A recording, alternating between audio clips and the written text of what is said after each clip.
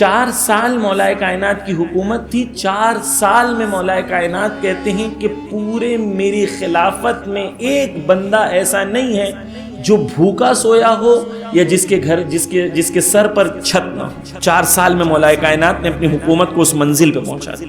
ہمیشہ آپس کے چھوٹے جھگڑوں کو ایک بڑے مشن میں شامل ہونے کے لیے انسان کو بھلا دینا چاہیے.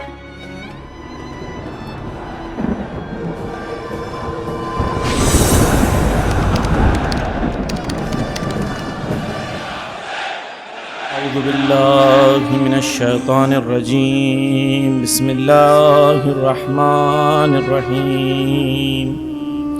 الحمد للہ رب العالمین. الصلاة والسلام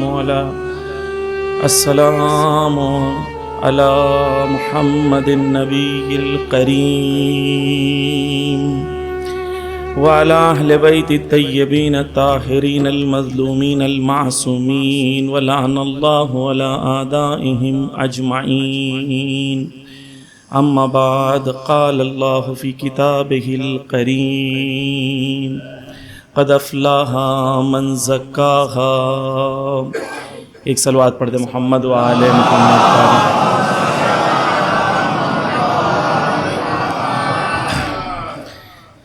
عزیزان گرامی، پہلے تو معذرت خواہ ہوں ہمارے بزرگ برادر سے اور ہمارے جنہوں نے اشعار پیش کیے اور خدمت میں حاضر نہ ہو سکا.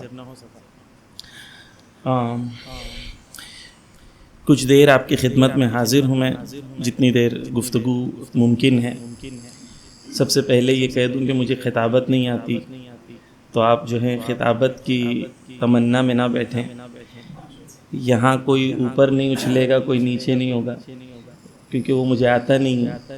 مجھے صرف گفتگو کرنے آتی ہے، تو میں گفتگو کروں گا آپ سے. کوشش یہ کریں کہ آپ جیسے توجہ سے سن رہے ہیں اسی طریقے توجہ سے سنیں، اور میں تاکہ اسی طریقے سے آپ کے سامنے چیزوں کو پیش کر سکوں. عزیزان گرامی، آیت اللہ سیستانی کی خدمت میں ایک بار پہنچے تھے، تو آیت اللہ سیستانی نے ایک چیز کہی تھی، وہ آپ کے سامنے میں ذکر کرنا چاہتا ہوں. آیت اللہ سیستانی نے ایک بات کہی تھی اربعین کے دوران. انہوں نے کہا تھا قرآن میں آیت ہے یعلمہم الکتاب والحکمہ. خدا قرآن میں کہتا ہے کہ نبی جو ہیں وہ مومنین کے لیے ایک معلم ہے، ایک ٹیچر ہے.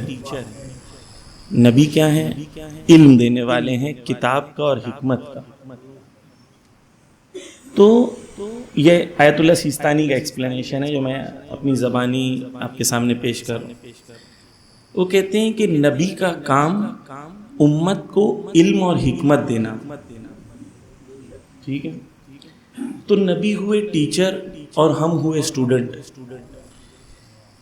انہوں نے کہا کہ ہم صرف طالب علم جو حوزے میں پڑھتے ہیں، صرف وہ نبی کے اسٹوڈنٹس نہیں ہیں، تمام امت مسلمہ نبی کی اسٹوڈنٹ ہیں. بس پھر اس کے بعد آیت اللہ سیستانی کہتے ہیں کہ نبی کا ٹیچر ہونا اور ہمارا اسٹوڈنٹ ہونا، ہر یونیورسٹی کے جو اسٹوڈنٹس ہوتے ہیں وہ یہ بتاتے ہیں کہ یہ کالج، یہ یونیورسٹی یا یہ ٹیچر کا لیول کیا ہے. جو بچے ٹاپ یونیورسٹی اور ٹاپ کالج اور ٹاپ ٹیچرز کے بعد پڑھتے ہیں، وہ ٹیچر، وہ اسٹوڈنٹ کا خود کا بیہیویئر بتا دیتا ہے کہ اس کا ٹیچر کیسا ہے. عزیزان گرامی، میری آپ سے درخواست یہ ہے کہ آپ توجہ سے سنیں. مجھے واہ واہ کا اور اس کا مجھے عادت نہیں ہے. آپ لوگ غور سے سنیں، غور سے میں جو ہے انشاءاللہ ہم گفتگو کو آگے بڑھاتے رہیں. کہیں ایسا نہ ہو کہ واہ واہ میں بات گم ہو جائے. یہ جو ہے آپ لوگ توجہ سے سنیں. میں بیان کروں تاکہ بات، میرا بھی ذہن ادھر ادھر نہ جائے، آپ کا بھی ذہن ادھر ادھر نہ جائے، بات آپ تک پہنچ سکے. عزیزان گرامی، ٹیچر اسٹوڈنٹ اگر بیکار ہو تو لوگ کہتے ہیں اس کا ٹیچر اچھا نہیں. اور اسٹوڈنٹ اگر اچھا ہو تو لوگ کہتے ہیں ٹیچر اور اسکول بہت اچھی. اب ہم اپنے آپ سے یہاں پر اپنے آپ سے سوال کریں, کیا ہم نبی کے اچھے اسٹوڈنٹ بن سکے یا نہیں بن سکے؟ آج ہم جہاں جاتے ہیں لوگ یہی تو کہتے ہیں یہ رسول کے ماننے والے ہیں, یہ محمد کے ماننے والے ہیں, یہ علی کے ماننے والے ہیں. کرتے کیا ہیں؟ کام کیا ہے؟ مقام کیا ہے؟ عزت کیا ہے؟ وقار کیا ہے؟ محنت کتنی کرتے ہیں؟ اسی لیے معصوم نے ہم سے کہا کہ ہمارے لیے عزت بنو, ہمارے لیے زینت بنو, ہمارے لیے زینت بنو, ہمارے لیے جو ہے ذلت اور خاری کا سبب نہ بنو. عزیزانی گرامی, کیا ہم یہ واہ واہ اس بات کی دلیل ہے کہ ہم عزت بن چکے ہیں؟ ہمیں تو کبھی کبھی یہ نہیں سمجھ میں آتا ہے کہ لوگ واہ واہ وہاں کرتے ہیں جہاں آہ آہ کرنا چاہتے ہیں. یہی نہیں سمجھ میں آتا ہے کہ واہ واہ کہاں کرنا ہے اور آہ آہ کہاں کرنا ہے. عزیزان گرامی, بس میں آپ سے صرف توجہ اس بات پر, بات آپ غور سے سنیں, اپنی نفس کو متوجہ رکھیں. واہ واہ کرنے میں توجہ سامنے والے کی طرف چلی جاتی ہے, اپنی نفس سے ہٹ جاتی ہے. میں اور آپ یہاں گفتگو کر رہے ہیں تاکہ ہماری نفس متوجہ ہو اور ہماری نفس میں وہ بات اتر سکے, پہنچ سکے. عزیزان گرامی, تو پہلی چیز یہ ہے کہ نبی ٹیچر ہیں, ہم ان کے اسٹوڈنٹ ہیں. ہمیں اچھا اسٹوڈنٹ بننا ہے تاکہ لوگ یہ کہیں کہ ان کے ٹیچر اچھے تھے. یہ پہلی چیز ہے. دوسری چیز عزیزان گرامی, ہم نبی کریم کو کتنا جانتے ہیں؟ وہ نبی جس کے لیے مولا کائنات کہتے ہیں کہ میں ان کے غلاموں میں سے غلام. ایک صلوات پڑھ دے محمد و آل محمد.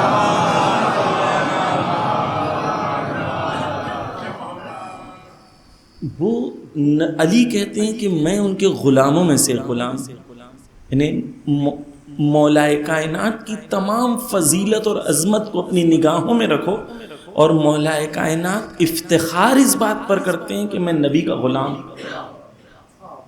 وہ نبی کریم جس کی طرح, جس کا مثل اس کائنات میں کوئی نہیں, اس نبی کی سیرت اور اس نبی کی زندگی سے ہماری کتنی آشنائی ہے, کتنا ہم جانتے ہیں نبی کی زندگی کے بارے میں, نبی کے حالات کے بارے میں, ان کی سیرت کے بارے میں.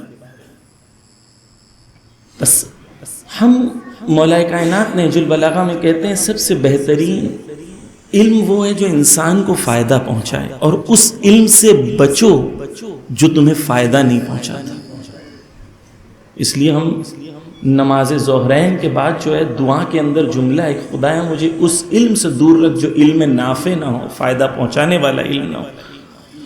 تو 1 گھنٹہ مجلس سننے کے بعد آپ اپنے آپ سے یہ سوال کریں کہ فائدہ کیا ہو, کیا حاصل کیا میں نے, میری نفس کو کیا فائدہ ہوا, میری قوم کو کیا فائدہ ہوا, میرے سماج کو کیا فائدہ ہوا, امام زمانہ کو کیا فائدہ ہوا, ان کے ظہور کے لیے کیا فائدہ ہوا. اپنے آپ سے سوال کریں. ہزاروں مجلسیں سنتے ہیں, ہزاروں مجلسیں سننے کے بعد ہماری قوم کا معیار کیا ہے؟ کون سے چیز میں ہم اہل بیت کے لیے آج شان و منزلت کے سبب بن چکے ہیں؟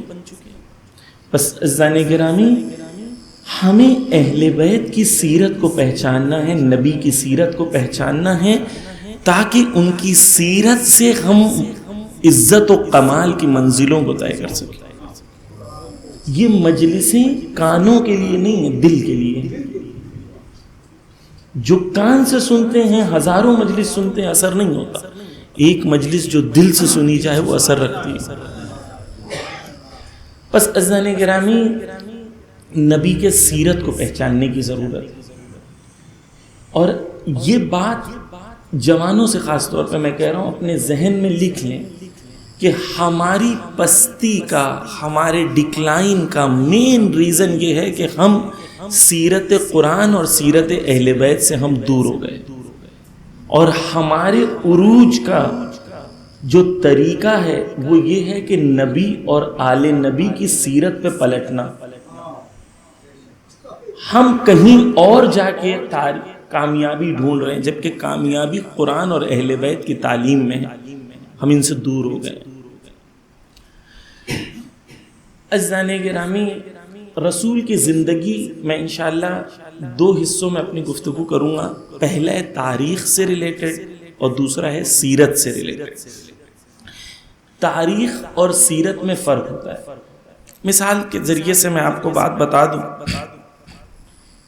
کرسمس سب جانتے ہیں، کرسمس ہے نا، چھوٹے سے گاؤں میں بھی مظفر نگر کے اطراف میں آپ جائیں گے، وہاں سے چھوٹے بچے کو پوچھیں گے کرسمس کبھی ہے تو کیا کہے گا؟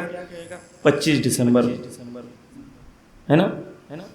کرسمس کے بارے میں اگر اس شخص سے پوچھا جائے کہ حضرت عیسیٰ جو ہیں وہ کون تھے، ان کے دشمن کون تھے، ان کو سولی پہ کیوں چڑھایا گیا، ان کا مقصد کیا تھا، ان کے دشمنوں کا مقصد کیا تھا، وہ کس مقصد کے لیے انہوں نے قیام کیا، یہ پوچھا جائے تو کوئی بتا پائے؟ خود کرسچنز نہیں بتا پائیں گے۔ کیوں؟ یہ تاریخ اور سیرت میں فرق ہوتا ہے۔ تاریخ آپ کو صرف انفارمیشن دیتی ہے، کب پیدا ہوئے، کب انتقال ہوا، کیا ہوا، بس۔ سیرت راہ و روش بتاتی ہے کہ ان کی راہ و روش کیا تھی۔ ہمیں اہل بیت کی سیرت کو پہچاننا ہے، کیونکہ ممکن ہے کہ لوگ امام حسین کے نام پر جمع ہوں، مجلسیں کریں، لیکن مجلسیں کرنے کے بعد سیرت امام حسین سے بہت دور ہوں، بالکل جیزس کی طرح، کہ جیزس کے بارے میں تو سب جانتے ہیں لیکن جیزس کی سیرت کو کون جانتا ہے؟ میں بزرگان جو ہے محترم ہیں ان سے میں نہیں کہنا چاہتا ہوں، جوانوں سے میں کہنا چاہتا ہوں کہ اگر ہزاروں مجلسیں سننے کے بعد ہم سے کہا جائے کہ امام حسین جب مدینہ سے نکلے رجب میں، شعبان میں مکہ پہنچے اور پھر اس کے بعد کربلا محرم پہنچے، اس دوران امام نے کئی خط لکھے، کئی خطبے دیے، خود کربلا میں کئی خطبے دیے، کئی لوگوں سے ملاقات کی، مجھے 100 جملے ایسے بول دے جو امام حسین نے کہے ہیں پورے راستے میں، ہم کہہ پائیں گے؟ 50 جملے کہہ پائیں گے؟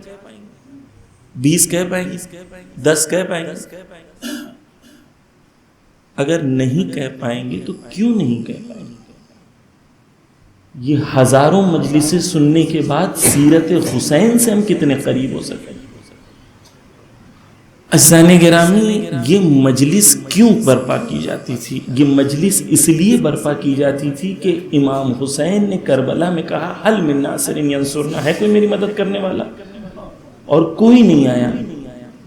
یہ مجلس اس لیے برپا کی جاتی ہے کہ جب وقت کا امام کہے حل من ناصر ینصرنا تو امام تنہا نہ رہے، یہ مجلس تربیت گاہ بن جائے وقت کے امام کے ناصر کو تیار کرنے کی۔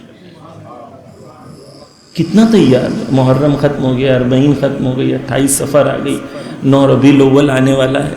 ہم نے اپنے اندر کتنی حسینیت کو ایجاد کیا، کتنی امام حسین کے اصحاب کی قوت اور صلاحیت اور جذبے کو ہم نے اپنے اندر جگانے کی کوشش کی اس محرم۔ کہیں ایسا نہ ہو کہ محرم ایک رسم بنے، شروع ہو ختم ہو جائے، بس ہماری نفس اور روح پر کوئی اثر نہ ہو، ایسا نہیں ہونا چاہیے۔ بس ضرورت یہ ہے کہ ہم سیرت کو پہچانیں۔ پہلے میں کچھ تاریخ کے واقعات رسول کے آپ کے سامنے پیش کر دوں کہ تاریخ میں رسول اللہ کی زندگی عام طور پر جو ہے ہمارے درمیان ایک جوان کو پتہ ہونا چاہیے، بزرگان میں مجھے یقین ہے کہ مجھ سے بہتر جانتے ہوں، میں جوانوں کے لیے خاص طور پر پیش کر رہا ہوں۔ رسول اللہ کی کل عمر 63 ایئرس تھی، 63 سال، جس میں سے رسول اللہ 40 سال جو ہیں رسول اللہ کی ولادت سے لے کے رسول اللہ کی بعثت تک ہے. بعثت یعنی وہ دن جب اللہ نے رسول کو مبعوث کیا، رسالت کا اعلان کیا. جب رسالت کا اعلان ہوا تو رسول اللہ کی عمر 40 سال تھی. پس رسول اللہ کی 40 سال کی زندگی، راہ و روش ہمارے پاس ہے کہ جہاں اکثر کفار رہتے ہوں وہاں پر تمہیں کیسے رہنا. اس کے بعد رسول اللہ کی 13 سال کی زندگی مکہ میں گزرتی ہے، جہاں پر رسول مبعوث ہونے کے بعد ہجرت کرنے سے پہلے مکہ میں زندگی گزارتے ہیں.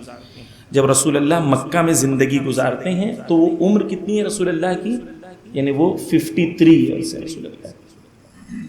جب رسول اللہ مکہ سے ہجرت کر کے جو ہے مدینہ جاتے ہیں، پہلی آیت جو خدا مبعوث کرتے وقت رسول کے لیے وہ کرتا ہے اقرا باسم ربک الذی خلق. پڑھو پیغمبر، پڑھو. کیا پڑھو؟ اس کے نام سے جو تمہارا خالق ہے، وہ رب ہے جس نے تمہیں خلق کیا. افسوس کی بات ہے کہ جو پیغمبر کو خدا کی طرف سے وحی کا پہلا جملہ اقرا آتا ہے، پڑھو، وہ قوم تعلیم سے اتنی دور. ہم نے علی علم کا دروازہ ہے، نبی جو ہیں شہر ہیں، ہم نے انہیں مجلسوں میں دوسروں کو سنانے کے لیے، چٹکلے لگانے کے لیے، مزے لینے کے لیے کبھی اس پہ غور و فکر نہیں کی. جو علی علم کا دروازہ تھا، علی کے ماننے والے علم سے اتنے دور کیوں؟ کیا اہل بیت کے زمانے میں بھی ایسا ہوتا تھا کہ اہل بیت کے چاہنے والے علم سے دور ہوتے تھے؟ ایسا نہیں ہوتا. اہل بیت کے چاہنے والے علم کی وجہ سے پہچانے جاتے تھے جہاں ہوتے. وہ قوم جس کی شروعات اس بات سے ہوئی کہ خدا اپنے نبی کو کہہ رہا ہے پڑھو، آج اس قوم کا معیار علم کا ہندوستان میں یہ ہے کہ پسترین قوم میں سے مسلمان، حتیٰ دلتوں سے بھی سچر کمیٹی کی رپورٹ کے حساب سے مسلمانوں کا ایجوکیشن لیول نیچے گر چکا ہے. یعنی کیا؟ یعنی وہ جو نبی مقصد لے کے آئے تھے اس مقصد سے ہم دور ہو گئے. نبی کا نعرہ لگاتے ہیں، نبی کا نام رکھتے ہیں، نبی کے جلوس نکالتے ہیں، لیکن نبی کے مقصد سے دور ہو گئے. پہلی چیز رسول نے کہا پڑھو. میں انشاءاللہ بھی اور چیزیں بیان کروں. بس رسول اللہ، میں بہت جلدی بیان کروں گا کہ وقت کم ہے، مجھے ایک ہی مجلس پڑھنی ہے. کوشش کر رہا ہوں نبی کی سیرت جتنی ہو سکے آپ کے سامنے پیش کروں، تاریخ پھر سیرت کے کچھ گوشے آپ کے سامنے پیش کروں گا. یہ 13 سال کی زندگی جو رسول کی مکہ میں گزرتی ہے مبعوث ہونے سے پہلے، یہ 13 سال کی، یہ معذرت چاہتا ہوں، یہ 13 سال کی رسول اللہ کی زندگی مبعوث ہونے کے بعد، یعنی بعثت کے بعد جب رسول اللہ اعلان کرتے ہیں 13 سال 40 سے 53 سال مکہ میں رہتے، اس کو بھی خدا نے 3 حصوں میں بانٹا. یعنی یہ زندگی بھی 3 حصوں میں ہے. یہ 3 حصے تبلیغ کے الگ ہیں. پہلا ہے دعوت رسول نے جو کی، وہ خفیہ دعوت تھی، سر عام دعوت نہیں تھی. تبلیغ سر عام نبی نے نہیں کی. کچھ سال، کچھ عرصہ جو ہے اس میں گزرا. پھر خدا نے قرآن میں آیت بھیجی کہ نبی اپنے رشتہ داروں کو تبلیغ کرو، رشتہ داروں کے درمیان تبلیغ کرو. 3 سال رسول اللہ نے رشتہ داروں کے درمیان تبلیغ کی. پھر تیسرا لیول تبلیغ کا آیا جس کے اندر نبی نے کہا کہ اعلان کر دو، عمومی تبلیغ کرو، تمام مسلمانوں کے لیے تبلیغ کرو.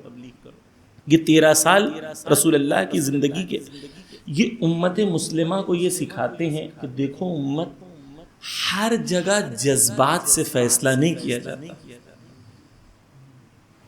رسول اللہ نے تدبیر اور پلاننگ کے ساتھ کام کیا. جب بہت کمزور تھے، مسلمان بہت کم تھے، اس زمانے میں خفیہ طریقے سے تبلیغ کی، دین کی، توحید کی.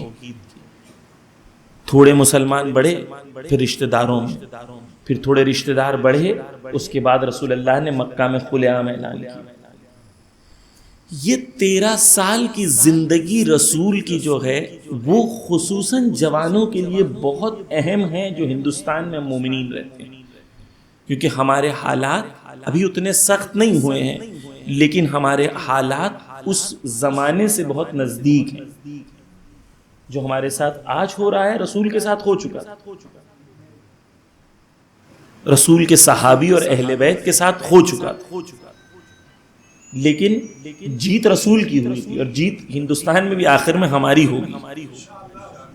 شک نہیں ہے ہمیں اس بات پر، شک نہیں ہے، جیت تو ہماری ہونی ہے، حق کی جیت ہوگی۔ جال حق، جب حق آئے گا زہق الباطل، باطل غائب ہو جائے گا، لیکن اس کے لیے نبی کی سیرت پہ چلنا ضروری ہے۔ پس عزیزان گرامی، میں نے کہا 3 آیتیں، میں آیتوں کو نہیں ذکر کر رہا ہوں، صرف اشاروں میں بیان کر رہا ہوں تاکہ ہمارے جوان متوجہ ہو جائیں۔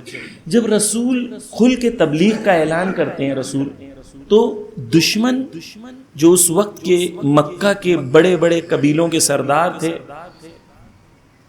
ان لوگوں نے رسول کے ساتھ اور خصوصاً غریب اور کمزور اور مظلوم طبقے کے ساتھ بہت ظلم کی۔ جتنے غلام تھے ان غلام کو مکہ سے باہر لے جاتے تھے۔ حضرت بلال کا واقعہ ہے کہ حضرت بلال کو گرم پتھر پر، مکہ کی گرمی اور پتھر گرم اور ننگی پیٹھ، زمین وہ پتھر پر لٹاتے تھے، ہم پیر نہیں رکھ سکتے، انگلی نہیں ٹچ کر سکتے، اس پتھر پر لٹا کے چابک سے مارتے تھے۔ حضرت بلال، اصحاب کے ساتھ ظلم ہوا یہ 13 سال۔ عزیزان گرامی، ایک خاتون ہے جن کا نام زنیرہ ہے، وہ کنیز تھی، ان کو مکہ کے باہر لے کے جا کے ان کے آنکھوں میں ایسی چیز ڈال دی گئی جس سے ان کی آنکھ نابینا ہو گئی، صرف اس لیے کیونکہ انہوں نے اسلام کو قبول کیا۔ بہت سارے اصحاب یا نبی کے چاہنے والوں کے پر اس زمانے میں ظلم ہوا، ٹارچر ہوتا۔ تو جو آج ہو رہا ہے وہ نیا نہیں ہے، ہوتا ہے۔ جب آپ حق بولیں گے، ظلم کی مخالفت کریں گے، ظالم کو پتہ ہے وہ ظالم ظلم کرے، وہ ظالم ظلم کر کے وہ اپنا کردار بتا رہا ہے۔ آپ حق کا ساتھ دے کے آپ اپنا کردار بتائیں۔ وہ ان کو تو کسی نے فورس نہیں کیا کہ آپ ظالم بنو، کسی نے کان پکڑا تھا کہ آپ ظالم بنو، گن پوائنٹ پہ ظالم بنے نہیں، خود اپنی خواہش سے ظالم بنے۔ آپ اپنی خواہش سے سیرت نبی اہل بیت کی سیرت پہ چلتے ہوئے آپ اس طرف آ جائیں۔ خوب، حضرت عمار یاسر کا واقعہ ہے کہ حضرت عمار یاسر کو پکڑے اور ان کے والد کے ساتھ لے گئے، عمار اور ان کے والد یاسر دونوں کو باہر لے گئے، اور باہر لے کے جا کے کہا کہ ان کے خداؤں کو کہو واہ واہ۔ آپ جانتے ہیں کہ جو آج ہوتا ہے ہمارے وہاں ہے نا، داڑھی پکڑ کے کہا جاتا ہے، ٹوپی کھینچ کے کہا جاتا ہے کہ یہ کہو وہ کہو، تو یہ نیا نہیں ہے، حضرت عمار یاسر کے ساتھ بھی ہوا۔ حضرت عمار یاسر نے، انہوں نے کہا رسول کو گالی دو، لعنت کرو، اور ان کے خداؤں کو آپ واہ واہ کہو۔ عمار یاسر نے یہ کر دیا، نبی سے آ کے پوچھا، نبی میں نے یہ کیا، کیسا کیا؟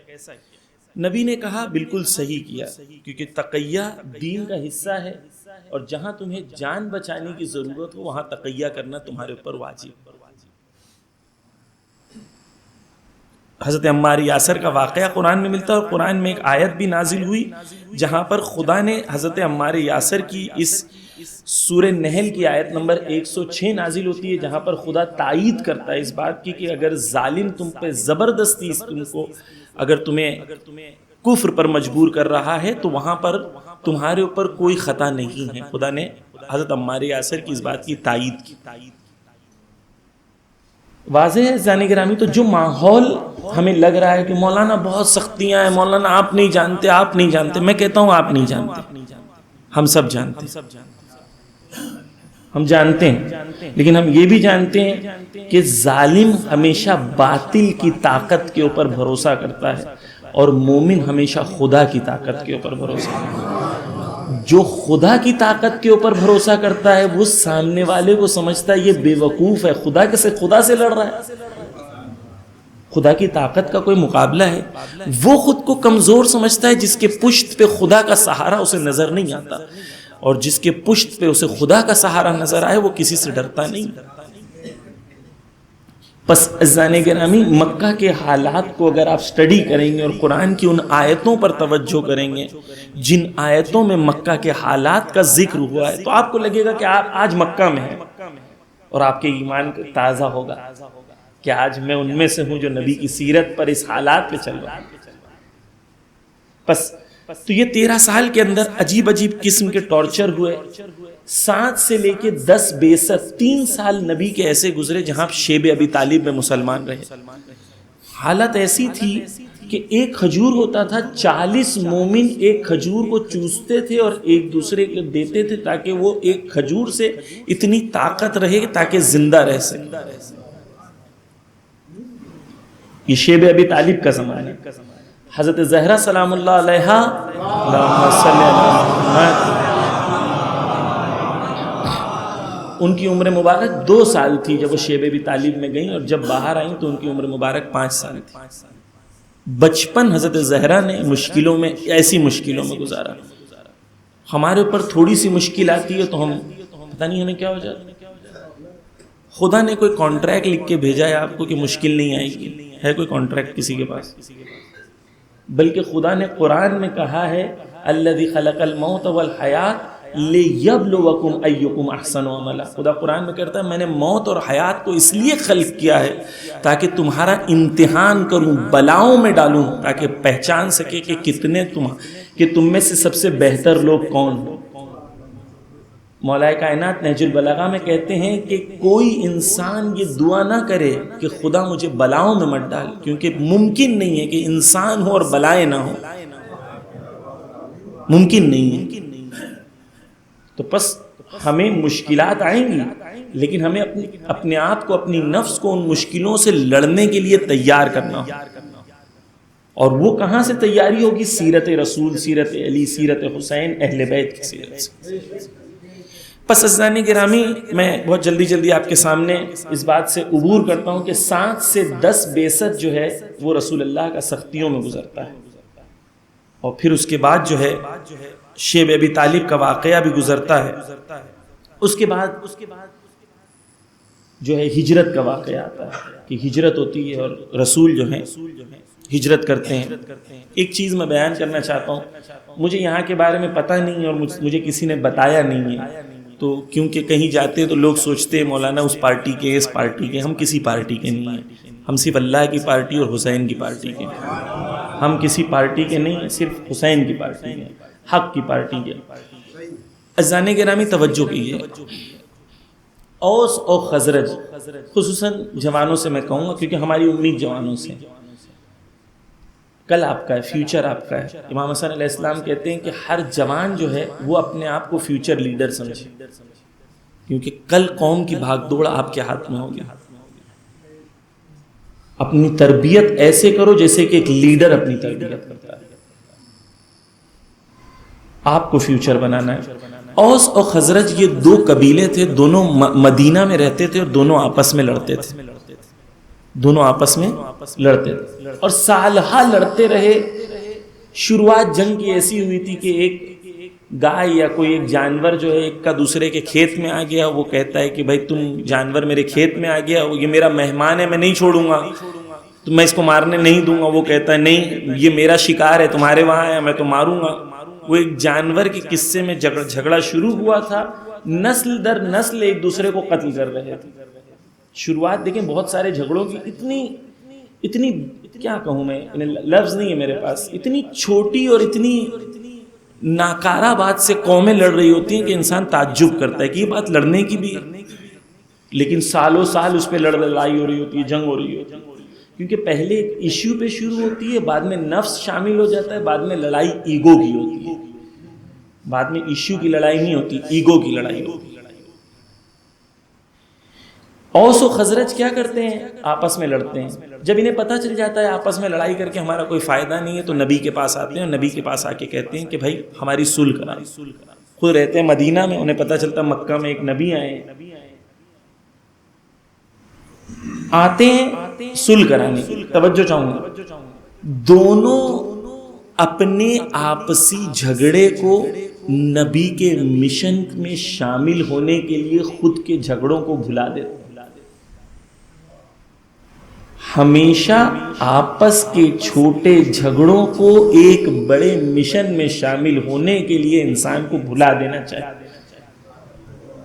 اگر اوس اور خزرج جن کی خاندانی نسل در نسل دشمنی تھی، قبیلوں کی نسل در نسل دشمنی تھی، نبی سے جڑنے کے لیے وہ اپنی دشمنی کو ختم کر سکتے ہیں، تو کیا وقت کے امام کے خیمے میں شامل ہونے کے لیے ہم چھوٹے چھوٹے جھگڑوں کو آپس کے ختم نہیں کر سکتے؟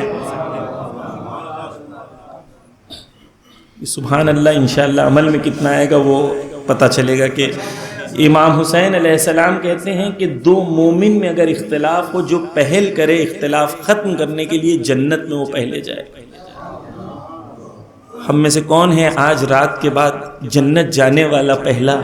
وہ خود مجلس کا اثر دکھائے گا. اگر مجلس کان سے سن رہے ہیں تو کوئی اثر نہیں ہوگا، دل سے سن رہے ہیں تو عمل میں اثر دکھے گا. پس اوس و خزرج کی دشمنی ختم کراتے ہیں نبی، اور دونوں کو متحد کراتے ہیں، اور دونوں قبیلے جو ہیں وہ دوبارہ جوائن. میں بہت جلدی بیان کر دوں کہ بعد میں بھی یہودی دو قبیلے ہوتے ہیں. ایک قبیلہ اوس کے قبیلے کے پاس جاتا ہے، ایک قبیلہ خزرج کے قبیلے کے پاس جاتا ہے، اور دونوں کے پاس جا کے دونوں کو ایک دوسرے کے خلاف لڑواتا ہے. ایسے لوگ بھی ہمیشہ سماج میں ہوتے ہیں جو ان یہودیوں کی سیرت پہ چلتے ہوئے بات یہاں سے وہاں پہنچاتے ہیں، وہاں کی یہاں پہنچاتے ہیں. توجہ کیجئے گا عزیزان گرامی، اگر آپ سے کوئی کہے کہ آپ کے بارے میں اس نے یہ کہا ہے، تو آپ تو 1835 میں نہیں رہتے نا. کیا آپ کو خط لکھنا ہوگا پوچھنے کے لیے؟ نہیں نا. آپ کے پاس فون ہے، اس کے پاس بھی فون ہے. گھر پہ چلے جائیں، سلام کر کے چائے پینے چلے جائیں، آمنے سامنے بیٹھیں، جھگڑے کو رفع دفع کریں. آپ نے تیسرے کی بات سن کے اس سے پوچھے بغیر دشمنی شروع کر دی. یہ لوگ ہوتے ہیں ہر سماج میں. یہودیوں نے یہ کام کیا، اور عنقریب تھا کہ یہ دو دوبارہ لڑ پڑیں. نبی آتے ہیں، دونوں قبیلوں کو سمجھاتے ہیں، پھر قرآن کی وہ آیت آتی ہے وَاعْتَصِمُوا بِحَبْلِ اللَّهِ جَمِيعًا، اللہ کی رسی کو مضبوطی سے تھامے رکھو. ایک بات میں نے بیان کی تھی، آپ کے سامنے بیان کر دوں. اللہ کی رسی کو مضبوطی سے تھامے رکھو تاکہ یہ رسی تمہیں اوپر لے کے جائے. انگلش میں ایک گیم ہوتا ہے ٹگ آف وار کہتے ہیں اس کو، اردو میں کیا کہتے ہیں مجھے نہیں پتا، لیکن ایک رسی ہوتی ہے، اس کو 15 لوگ اس طرف سے کھینچتے ہیں، 15 لوگ اس طرف سے کھینچتے ہیں، اور ایک اس طرف سے کھینچ رہا ہوتا ہے، ایک اس طرف سے کھینچ رہا ہوتا ہے. جو زیادہ طاقت لگا کے کھینچ لے تو وہ جیت جاتا ہے. یہ ایک گیم ہوتا ہے. رسی سب اپنی طرف کھینچتے ہیں، ہم بھی یہی کرتے ہیں. خدا نے کہا تھا رسی پکڑو اور تم سب اوپر جاؤ، تم سب رسول کی طرف جاؤ. ہم اپنی رسی پکڑ کے اپنی طرف کھینچتے ہیں، وہ اپنی رسی پکڑ کے اپنی طرف کھینچتا ہے، اور اسے یہ لگ رہا ہوتا ہے اپنی طرف کھینچنے سے ہم کامیاب ہو جائیں گے. نہ آپ کامیاب ہوں گے نہ قوم کامیاب ہوگی. کامیابی تب ہوگی جب دونوں مل کے رسی کو تھامیں اور خدا کی طرف جائیں، رسول کی طرف جائیں، امام زمانہ کی طرف جائیں. پس عزیزان گرامی، رسول نے کیا کیا؟ رسول نے تدبیر استعمال کی اور مسلمانوں کو آپس میں لڑنے نہیں دیا. بات بہت ہے، مجھے پتہ نہیں مجھے کتنا دیر پڑھنا ہے، اور جو ہے ہاں آپ لوگ جب تک سنتے رہیں گے میں پڑھتا رہوں گا انشاءاللہ. ایک صلوات پڑھ دیں محمد و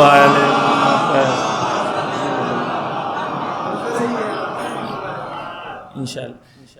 پس عزیزان گرامی، لڑائی آپس کے اہل بیت جو ہیں، امام ایک اپنے رقم میں سے جو خمس سے جمع ہوتی تھی، صدقات سے جمع ہوتی تھی، اس میں سے ایک حصہ امام الگ رکھتے تھے. صرف یہ حصہ اس لیے الگ رکھتے تھے تاکہ مومنین کے آپس کے اختلاف کو ختم کریں اس پیسے کا استعمال کر کے. یعنی اتنی اہمیت ہے امام کے لیے آپس کے اختلافات کو ختم کرنا. شیخ مفید کو جو امام نے تختی لکھی ہے، خط لکھا ہے، اس کے اندر امام کہتے ہیں اگر مومنین کے دل مل جائیں تو ہمارے آنے میں تاخیر نہیں ہوگی. کہیں ایسا تو نہیں کہ ہمارے جھگڑوں کی وجہ سے امام کے ظہور میں تاخیر ہو رہی تھی؟ ایسا تو نہیں. توجہ کیجیے عزیزان گرامی. بس یہاں پر آپ کے سامنے پیش کیا 13 سال ہیں، سختیاں ہیں، ٹارچر ہیں. کوئی چیز ایسی نظر نہیں آتی جو امید کی ہے. سختیوں پہ سختیاں، لیکن رسول ڈٹے رہے. مومن مشکلوں کے سامنے اس طریقے سے ڈٹا رہے. یہ سیرت نبی. جنگ خندق کا واقعہ ہے. جنگ خندق میں مومنین بہت سارے دشمن جمع ہو گئے. جب جمع ہوئے تو قرآن کی آیت ہے، سورہ آل عمران کی غالباً آیت 104 ہے جہاں تک مجھے یاد ہے. اس میں کچھ لوگ آئے اور ان لوگوں نے آ کے کہا کہ بہت سارے لوگ تمہارے خلاف جمع ہو گئے ہیں. قد جمع الناس، بہت سارے انسان تمہارے خلاف جمع ہو گئے. فخشوہم، ان سے ڈرو. تو جواب دیا گیا فزادہم ایمانا، جب دشمن بہت زیادہ ہوں تو ہمارا ایمان اور بڑھ جاتا. تو جب سخت دشمن ہو تب تو پتہ چلتا ہے کہ ایمان کتنا ہے. پلیئر کی ویلیو تب ہوتی ہے جب سخت میچ میں وہ جتا دے. ایمان کی طاقت تب ہوتی ہے جب سخت دشمن کے سامنے آپ جتا دیں. تو ہمیں مشکلوں سے نہیں ڈرنا ہے. مشکلیں آئیں گی، ہم علی والے ہیں، علی والے مشکلوں سے نہیں ڈرتے انشاءاللہ. خوب، تو یہ 13 سال گزرتے ہیں. 13 سال گزرنے کے بعد نبی جو ہیں وہ ہجرت کرتے ہیں. ہجرت کرنے کے بعد نبی حکومت بناتے ہیں، حکومت اسلامی بناتے ہیں. یہ ایک تصور ہے کہ ہمارے اماموں کا اور نبی کا حکومت سے کیا لینا دینا، سیاست سے کیا لینا دینا. یہ باطل تصور. جب تک حکومت اچھوں کے پاس نہیں آئے گی ظلم ہمیشہ ہوگا. رسول اللہ نے آ کے حکومت بنائی جس میں ملٹری تھی، جس میں فورن منسٹری تھی، جس میں ساری چیزیں، کورٹ تھا، جسٹس تھا. رسول اللہ نے جو حکومت بنائی سب کچھ تھا. رسول اللہ نے مدینہ میں آ کے حکومت کو بنایا. عزیزان گرامی اب توجہ کیجئے. یہ 13 سال گزرتے ہیں، اس میں فراوان جنگ ہے. مجھے بھی وہ سب نہیں پڑھنا ہے، مجھے سیرت پہ جانا ہے. تاریخ کے کچھ حصے میں آپ کے سامنے خالی بیان کرنا چاہ رہا تھا. یہ 13 سال فراوان جنگ ہوتی ہے، اور جنگ میں ہمیشہ مسلمان کمزور ہوتے تھے، سامنے والا طاقتور ہوتا تھا. ہمیشہ خدا نے مدد کی، اور ہمیشہ خدا کی مدد کی وجہ سے مومنین کامیاب ہوئے. وہاں مسلمان ہارے جہاں پر مسلمان کو نبی نے کہا تھا یہاں سے نہیں ہٹنا، وہ ہٹ گئے. ہم بھی تب ہاریں گے جب نبی نے کہا ایسا کرو اور ہم نہیں کریں گے. اور جب تک نبی نے جو کہا ہم کرتے رہیں گے تو ہم جیتتے رہیں گے. ہماری مشکل یہ ہے کہ ہم نہیں کرتے جو کہتے ہیں نبی. بس عزیزان گرامی، رسول اللہ نے ہجرت جب آئے 53 سال کی عمر ہو گئی تھی. آخری 10 سال رسول اللہ کے مکہ میں گزرتے، مدینہ میں گزرتے ہیں. ہجرت کے بعد مدینہ میں 10 سال گزرتے ہیں. 40 رسول اللہ کی زندگی کے سال بعثت سے پہلے، 13 سال مکہ میں، 53 سال، اور آخری کے 10 سال رسول اللہ کی زندگی کہاں پر؟ مدینہ میں. تو یہ 63 سال کی زندگی ہوئی. یہ آخری 10 سال میں توجہ کیجئے گا 6 ہجری یعنی رسول اللہ کی جب مدینہ آنے کے بعد 6 سال میں رسول اللہ حج کرنے جاتے ہیں. جب رسول اللہ حج کرنے جاتے ہیں، عمرہ کرنے جاتے ہیں مدینہ، تو مدینہ کے باہر رسول اللہ کے ساتھ اس وقت توجہ کیجئے گا صرف 1400 لوگ ہوتے ہیں. مدینہ سے مکہ عمرہ کرنے جاتے ہیں، لیکن باہر انہیں روک لیا جاتا ہے اور انہیں کہا جاتا ہے کہ آپ نہیں آ سکتے ہیں. پوری بات نہیں پڑھیں گے، خلاصہ میں بیان کر رہا ہوں. رسول اللہ یہاں پر صلح حدیبیہ کرتے ہیں. ایک صلح کرتے ہیں کفاروں کے ساتھ، صلح حدیبیہ کے نام سے. توجہ کیجئے جس نقطے کی طرف میں آپ کو پہنچانا چاہ رہا ہوں، خصوصاً جوانوں کو، کہ رسول اللہ جب یہ صلح کرتے ہیں بہت سارے ان کے ساتھی ان کے مخالف ہو جاتے ہیں کہ آپ کیوں صلح کر رہے ہیں، کیوں صلح کر رہے ہیں. اس بات پہ مخالفت کرتے ہیں بہت سارے ان کے ساتھی. لیکن رسول اللہ کی تدبیر اور پلاننگ جو تھی وہ ان کے سمجھ میں نہیں ہے. 1400 گئے تھے اور جب پلٹے ہیں تو 10,000 بن کے پلٹے. کیوں؟ توجہ کیجئے گا. مکہ کے قریش جو تھے وہ مشہور تھے کہ ان کے پاس طاقت بہت ہے، یہ بہت طاقتور. رسول اللہ نے ہجرت کے 6 سال میں جنگوں میں اپنا یہ مقام بنا لیا تھا کہ دشمن اور مکہ قریش جو ہے وہ رسول اللہ سے صلح کرنے پہ مجبور ہو گیا. پوری عرب دنیا کے اندر یہ مشہور ہو گیا کہ رسول اللہ کی طاقت اتنی بڑھ گئی کہ مکہ والے اب مجبور ہو گئے ان کے سامنے صلح کرنے کے. تو اب 2 طاقتیں ہیں، ایک مدینہ میں ایک مکہ میں. رسول اللہ نے جتنے بڑے بڑے قبیلے تھے، دیکھیں جنگ میں ایک دشمن کے ساتھ صلح کر کے دوسروں سے مقابلہ کیا جاتا ہے. رسول اللہ نے مکہ کے کفاروں کے ساتھ صلح کی اور یہودیوں کو اس وقت صحیح کر دیا. ایک دشمن کو بلاک کیا اور انرجی دوسری طرف لگائی. اور دوسرا یہ کیا کہ جتنے اطراف کے قبیلے تھے سب قبیلوں کو خط لکھا، کہا کہ اسلام قبول کر لیں. اور بڑی تعداد میں قبیلے مسلمان ہوتے گئے، حتیٰ یمن تک اسلام پہنچا. 22 مہینے کے بعد صلح حدیبیہ کے صرف 22 مہینے کے بعد 14,000 لوگوں کے ساتھ رسول فتح مکہ میں داخل ہوتے ہیں اور فتح مکہ انجام پاتی. 22 مہینے تدبیر، پلاننگ، ہوشیاری، بلند مدت کی طرف توجہ، بڑا ویژن رکھنا، آئندہ کے بارے میں سوچنا، جذبات میں فیصلے نہ لینا، یہ سب نبی کی سیرت. نبی نے 22 مہینے میں وہ کام کیا کہ جب فتح مکہ رسول اللہ اور اصحاب آ رہے تھے. کہاں آ رہے تھے؟ یہ رسول اللہ اور صحابی اور اہل بیت کہاں آ رہے تھے؟ مکہ میں. یہ وہ جگہ ہے جہاں پر رسول اللہ پہ سب سے زیادہ ظلم ہوا. لیکن جب رسول اللہ انٹر کر رہے تھے تو کسی صحابی نے کہا کہ آج بدلے کا دن ہے، آج بدلے کا دن ہے. رسول نے کہا اس سے خاموش، آج بدلے کا دن نہیں ہے، آج رحمت کا دن. ان کے خلاف رحمت کرنا جو غریب اور ناتوان ہے الگ بات ہے، لیکن ان کے خلاف رحمت کر دینا جنہوں نے تم پر ظلم کیا، یہ نبی کی سیرت. رسول اللہ نے کہا جس سے جو چاہتا ہے وہ پرچم تلے جائے. ایک صلوات پڑھ دے محمد و آل محمد.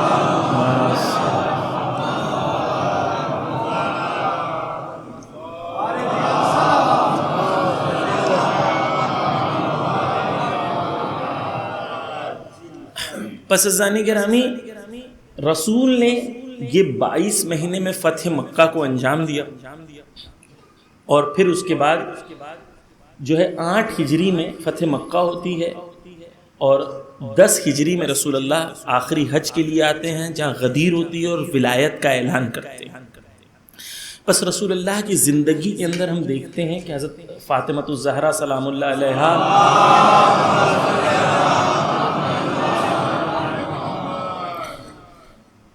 جب وہ خطبہ دیتی ہیں، خطبہ فدق، وہاں پر وہ مسلمانوں کی طرف خطاب کر کے کہتی ہیں تم جانتے ہو تمہاری اوقات کیا تھی؟ گندا پانی تم پیتے تھے، تمہارے اندر نہ تہذیب تھا، نہ علم تھا، نہ تمدن تھا. نبی نے آ کے تمہیں سکھایا، نبی نے تمہیں جینا سکھایا. اس نبی کی بیٹی کا ساتھ نہیں دے رہے ہو. یعنی رسول اللہ سے پہلے مکہ والوں کے پاس نہ علم تھا، نہ سیولائزیشن تھی، نہ تمدن تھا، نہ کلچر تھا، کچھ نہیں تھا ان کے پاس. نبی نے 23 سال کی تبلیغ، جس میں 13 سال محاصرہ اور مشکل اور 10 سال کی ہجرت، اس میں مسلمانوں کی اہم مشکلوں کو اور انسان کی اہم مشکلوں کو رسول اللہ کی تعلیمات نے ختم کر دیا اور اسلام اور مسلمانوں کی کنگڈم کو جو مکہ کے اندر کمزور تھے یمن تک پہنچا دیا، افریقہ تک پہنچا دیا. جی رسول اللہ کی تدبیر، پلاننگ، سوچ. کسی نے ویسٹرن آتھر نے کتاب لکھا ہے رسول اللہ کی اسٹریٹجیز کے اوپر کہ رسول اللہ کی اسٹریٹجیز کیا تھی اور دنیا ان کی اسٹریٹجیز سے کیا سیکھ سکتا ہے. تدبیر اور پلاننگ رسول اللہ کی کیا تھی. پس عزیزان گرامی اس نبی کی ذات سے کتنا ہم متمثل ہیں، کتنا ہم ان سے جڑے ہوئے ہیں، ان کی سیرت سے. اب میں نے تاریخ کا واقعہ بیان کیا، اب میں دوسرے حصے پہ اپنی گفتگو کے آ رہا ہوں جسے سیرت کہتے ہیں. عزیزان گرامی سیرت کسے کہتے ہیں؟ سیرت اور تاریخ میں نے فرق آپ کے سامنے بیان کیا کہ تاریخ یعنی کب ولادت ہوئی، کب شہادت ہوئی، ان کے اہم واقعات کیا تھے آپ کو پتہ چلے. لیکن سیرت کہتے ہیں عربی میں چلنے کو، چلنے کے طریقے کو. ایک انسان کے چلنے کا طریقہ کیسا ہے اسے کہتے ہیں سیرت. چلنے کے طریقے. ہمیں اہل بیت کے سیرت کو پہچاننا ہے، یعنی ہمیں یہ پہچاننا ہے کہ اہل بیت مختلف حالات جب ہوتے تھے، ان مختلف حالات میں اہل بیت کی کیا راہ و روش تھی، کیا چلنے کا طریقہ تھا.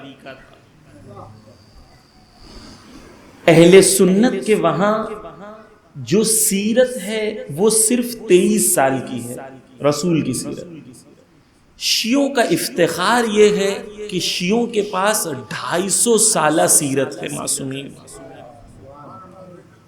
جہاں پر رسول کے مکہ کے حالات ہیں، رسول کے مدینہ کے حالات ہیں، مکہ سے پہلے کے حالات ہیں، مولائے کائنات کے 25 سال سکوت کے حالات ہیں، 4 سال جنگ کے حالات ہیں. امام حسن علیہ السلام کے پاس جب خلافت آتی ہے تو 4 مہینے امام حسن علیہ السلام کی خلافت کے حالات ہیں. پھر 10 سال امام حسن علیہ السلام جب خاموش تھے وہ حالات ہیں. 9 سال امام حسین علیہ السلام امام حسن کی سیرت پہ چلتے ہوئے خاموش رہتے ہیں، وہ حالات ہیں. سن 59 ہجری سے 61 ہجری تک امام حسین کے قیام کے حالات ہیں. چوتھے امام کے 35 سالہ اس کے بعد جو ہے امام کی امامت کا واقعہ ہے. یعنی یہ الگ الگ حالات ہیں، حالات بدل رہے ہیں. اہل بیت کی روش، اہل بیت کی اپروچ الگ الگ حالات میں تبدیل ہو رہی ہے. اس کا مطلب یہ نہیں کہ اہل بیت کی تعلیم بدل رہی ہے، نہیں، حالات کے حساب سے اہل بیت نے ہمیں سکھایا کہ حالات کے حساب سے مقصد ایک ہوتا ہے، لیکن اس مقصد تک پہنچنے کے لیے راستوں کو تبدیل کیا جاتا ہے. 34 سال امام زین العابدین کے کیسے گزرے؟ امامت کے 22 سال کے تھے جب امام کربلا ختم ہوتی ہے، اور 58 ایئرس یا 56 ایئرس تھی ان کی عمر جب ان کی شہادت ہوتی ہے. 34 سال کیسے گزرتے ہیں امام کے؟ کتنا جانتے ہیں ہم سیرت کے بارے میں؟ 5ویں اور 6ٹھے امام کا زمانہ وہ زمانہ ہے جب بنی عباس اور بنی امیہ آپس میں لڑ رہے تھے. یہ وہ زمانہ تھا جب اہل بیت کو سب سے زیادہ موقع ملا تبلیغ. 4تھے امام کے آخر سے 6ٹھے امام کی شہادت. 7ویں امام کا وہ زمانہ ہے کہ 7ویں امام موجود ہیں. 7ویں امام کے پہلے حصے میں زندگی میں قید خانہ نہیں ہے.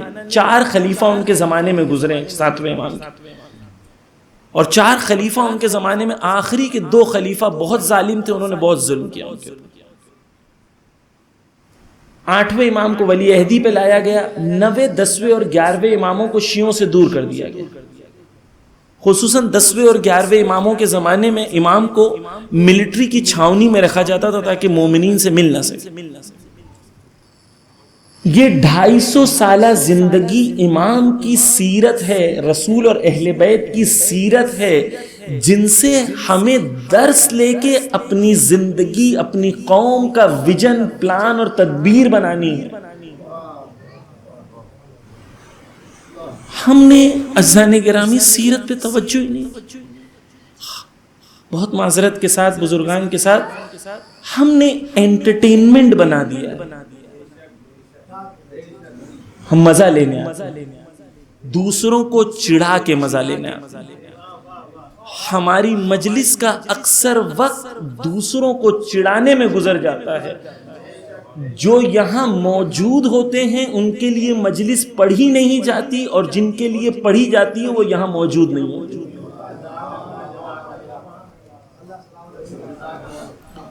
جب تک یہ چلتا رہے گا ہماری قوم کا معیار ایسا. آج بھائی بھائی کا ہمارا جھگڑا ہے، کورٹ جاتے ہیں، پولیس میں جاتے ہیں، بھائی بھائی شرم کر.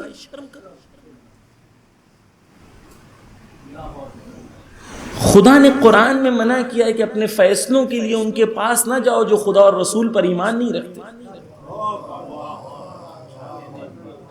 جب آپ کے پاس قرآن موجود ہے، آپ کے پاس اہل بیت کی تعلیم موجود ہے، تو کیوں وہاں جاتے ہو ان کے پاس فیصلہ کروانے؟ کیوں؟ کیونکہ ہم نے سیرت نہیں لی اہل بیت کی. ہمارے رشتے ایسے نہیں ہیں دو بھائیوں کے جیسے امام حسین اور حضرت عباس کے تھے. بھائی بہن کے ہمارے رشتے ایسے نہیں حضرت زینب کے اور امام حسین کے جیسے. یہاں کا تو نہیں پتا، پورے بہت بڑے علاقوں میں بہنوں کو ارث دیا ہی نہیں جاتا. کہتے ہم نے شادی کر دی، اس میں خرچ کر دیا. مجھے نہیں پتا یہاں دیا جاتا ہے نہیں دیا جاتا، آپ خود فیصلہ کریں. بہنوں کا دو ایک کے حساب سے حصہ ہے ارث میں. جو باپ نے پراپرٹی چھوڑ کے گیا ہے اس میں اگر ایک بھائی اور ایک بہن ہے اور 30 لاکھ روپے کی پراپرٹی ہے تو 20 لاکھ بھائی کو ملے گا، 10 لاکھ بہن کو ملے گا. سب ہڑپ کر کے بیٹھے ہیں اور اسی کے اندر مجلسیں بھی ہو رہی ہیں.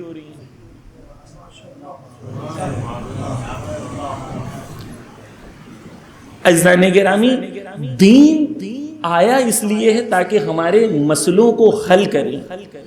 ہم نے دین کو مجلس اور امام بارگاہ اور مسجد تک قید کر دیا ہے. مسجد اور امام بارگاہ کا کام یہ تھا کہ تمہارے اندر ایسی تعلیم ڈال دیں کہ تم 24 گھنٹہ دیندار رہو. ہم یہاں پر آتے ہیں اور جب یہاں سے باہر جاتے ہیں تو سب چھوڑ کے جاتے ہیں. ایسے تو ظہور نہیں ہوگا امام کا. امام کی طرف ہماری کیا توجہ ہے؟ وہ ایسی غیبت میں رہیں گے. ہم اپنی زندگی میں واہ واہ واہ واہ مولانا واہ واہ آج تک نہیں سنا آج تک نہیں سنا واہ واہ واہ واہ. اور امام غیبت میں، امام کی طرف کوئی توجہ نہیں، ظہور کی طرف کوئی توجہ نہیں، تیاری کی طرف کوئی توجہ نہیں، نصرت کی طرف کوئی توجہ نہیں. پس عزیزان گرامی، تاریخ اور سیرت میں فرق. سیرت یعنی راہ و روش کو پہچاننا. میں کچھ آج جلدی آپ کے سامنے سیرت کے نمونے جو شہید مطہری نے پیش کیے ہیں وہ آپ کے سامنے میں پیش کروں گا انشاءاللہ. عزیزان گرامی، دو سیرت سے کیا چیز معلوم کی جاتی ہے؟ 5 منٹ توجہ چاہوں گا آپ کی بہت زیادہ.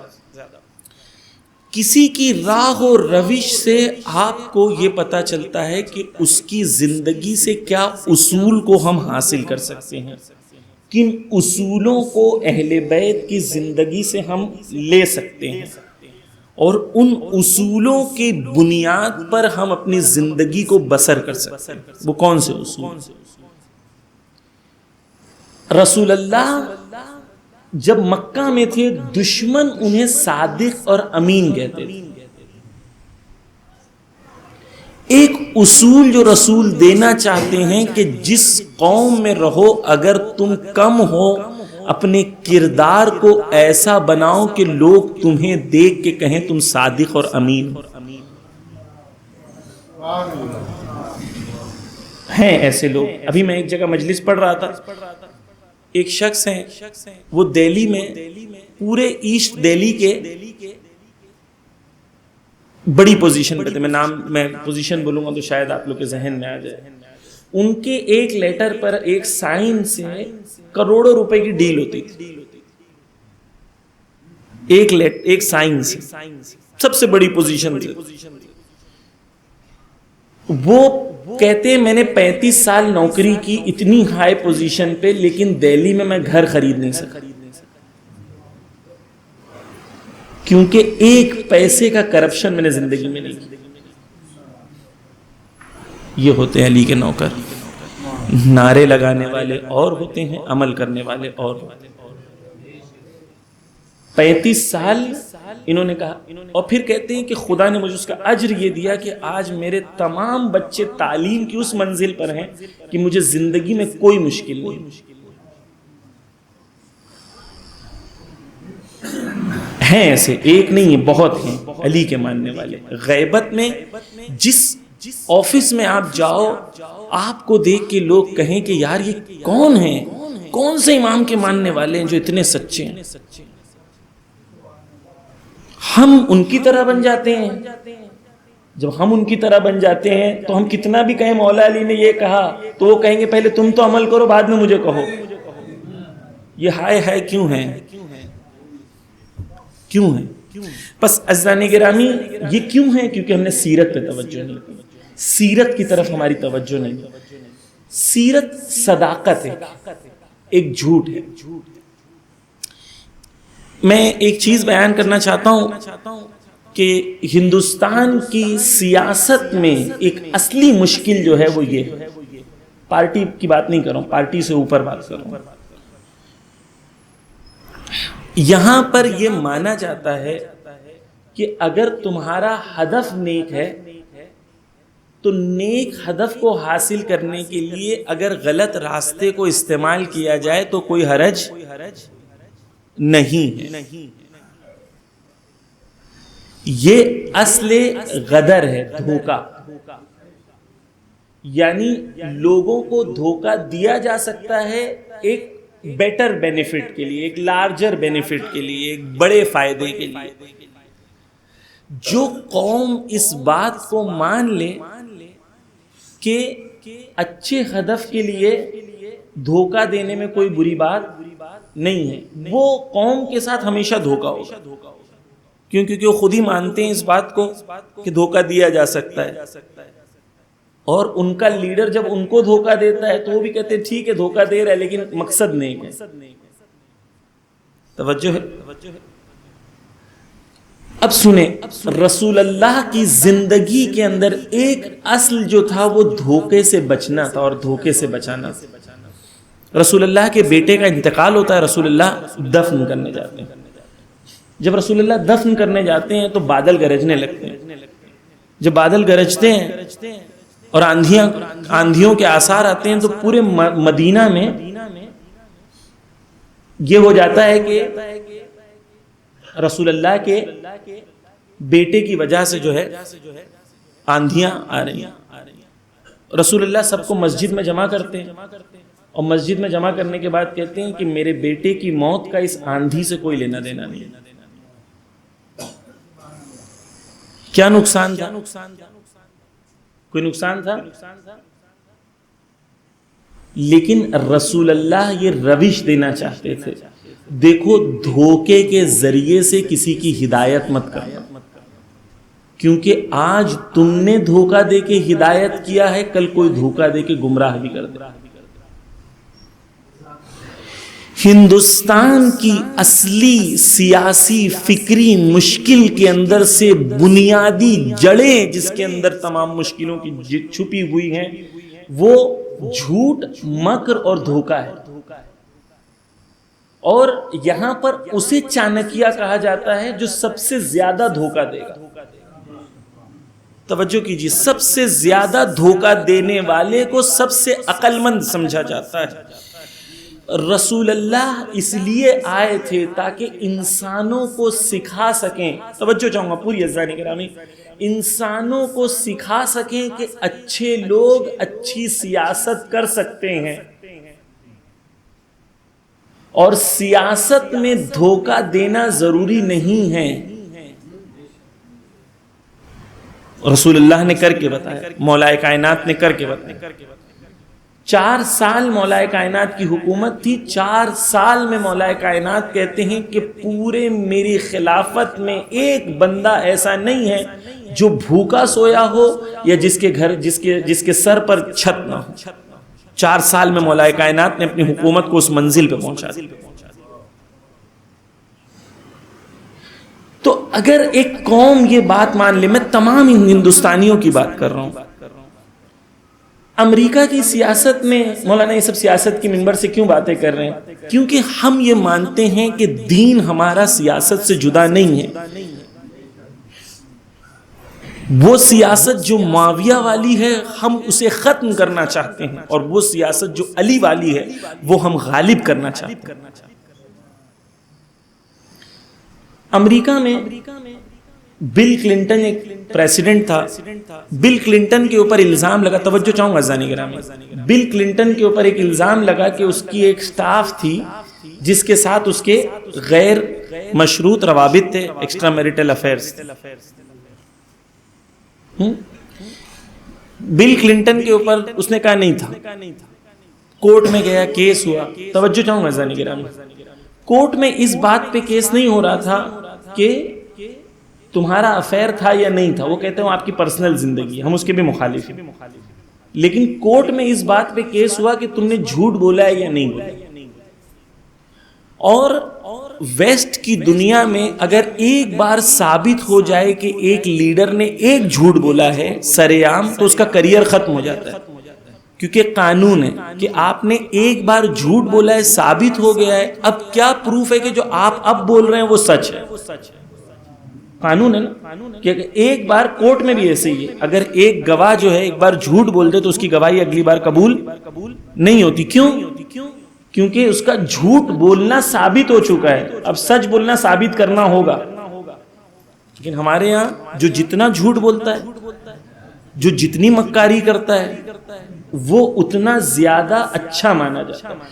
عزیزان گرامی, اس سے بالاتر میں بات کر رہا ہوں کہ کون سی پارٹی جیتے گی, کون سی ہارے گی, اور کون کیا نہیں, اس سے اوپر سوچیں. ہم اصل انسانیت سے سوال کر رہے ہیں. کیا انسانوں کے لیے یہ اصول جو نبی نے دیا تھا کہ کوئی بھی انسان اگر جھوٹا ہو اور اس کا جھوٹ ثابت ہو جائے اسے اقتدار نہیں دینا چاہیے. اصل غدر یعنی کہ دھوکہ کسی حالت میں نہیں جائز. حضرت مسلم کے پاس عبید اللہ ابن زیاد روم میں ہوتا ہے, آپ کے سامنے واقع ہے, کوفہ میں آتا ہے, ہانی کے گھر پہ خنجر مسلم کے ہاتھوں میں دیا جاتا ہے, کہتا ہے مار دو. عبید اللہ ابن زیاد مر جائے گا, یہاں بات ختم ہو جائے گی. کہتے ہیں میں نے رسول سے حدیث سنی ہے, رسول سے حدیث سنی ہے کہ مسلمان کبھی کسی کو دھوکہ نہیں دیتا, اس لیے میں نے نہیں مارا. عزیزان گرامی, ہندوستان کی اصل مشکل میں سے یہ مشکل ہے کہ تفکر انسان کا اور انسانیت کا اس لیول پر آ گیا ہے کہ جھوٹ بولنا اچھی بات ہے, دھوکہ دینا اچھی بات ہے, دھوکہ دے کے کوئی چیز کو حاصل کرنا اچھی بات ہے. یہ قوم کی پستی ہے اور یہ قوم کو نجات کی ضرورت ہے. جہاں پر قوم اس لیول پر آ جائے, اس لیے نبی کی ذات پر حملہ ہوتا ہے. کیوں؟ کیونکہ نبی قوم کو اس جہالت سے, اس اندھیرے سے, اس تاریکی سے نکال کر صداقت کا معیار دینا چاہتے ہیں, سچائی کا معیار دینا چاہتے ہیں. رسول اللہ نے جھوٹ نہیں بولا, کبھی جھوٹ نہیں, کبھی کوئی پاور کو حاصل کرنے کے لیے دھوکہ نہیں دیا. مولا کائنات کے پاس ابو سفیان آتا ہے, کہتا ہے کہ میں فوج حاضر ہے, جنگ کرو. نہیں لیتے مولا کائنات. کیوں؟ کیونکہ اہل بیت نے ہمیں سکھایا ہے کہ تم فائدہ پرست قوم مت بنو, حق پرست قوم بنو. بس عزیزان گرامی, پہلا اصول اصل جو ہے وہ غدر ہے, کہ غدر نہیں ہے, دھوکہ نہیں ہے. ہمارے دھوکہ نہیں, پہلا اصول رسول نے دیا. عزیزان گرامی, دوسری چیز جو رسول کی زندگی سے ہمیں ملتی ہے وہ یہ ملتی ہے کہ رسول کبھی بھی, توجہ چاہوں گا, رسول کبھی بھی نفاق اور دھوکے کو قبول نہیں کرتے تھے. میں ایک اور چیز سے ایڈ کر دوں, یہ پوائنٹ رہ گیا تھا کہ ہمارے یہاں جو دشمن ہے وہ کہتا ہے سام دام دنڈ بھید بھاؤ. کسی کو بھی اگر آپ کو قبضے میں لانا ہے تو یہ سب طریقے سے آپ قبضے میں لے آؤ, آپ لا سکتے ہو, کوئی مشکل نہیں. میں کہہ رہا ہوں کہ کون الیکشن جیتتا ہے یا ہارتا ہے یہ بات کی بات ہے. انسان اتنی بدترین منزل اور سوچ پہ آ گیا ہے, اس بات پہ خود انسان کو سوچنا چاہیے. کیا آپ اس بات پہ خوش ہوتے ہو کسی کو دھوکہ کر کے جیت گئے؟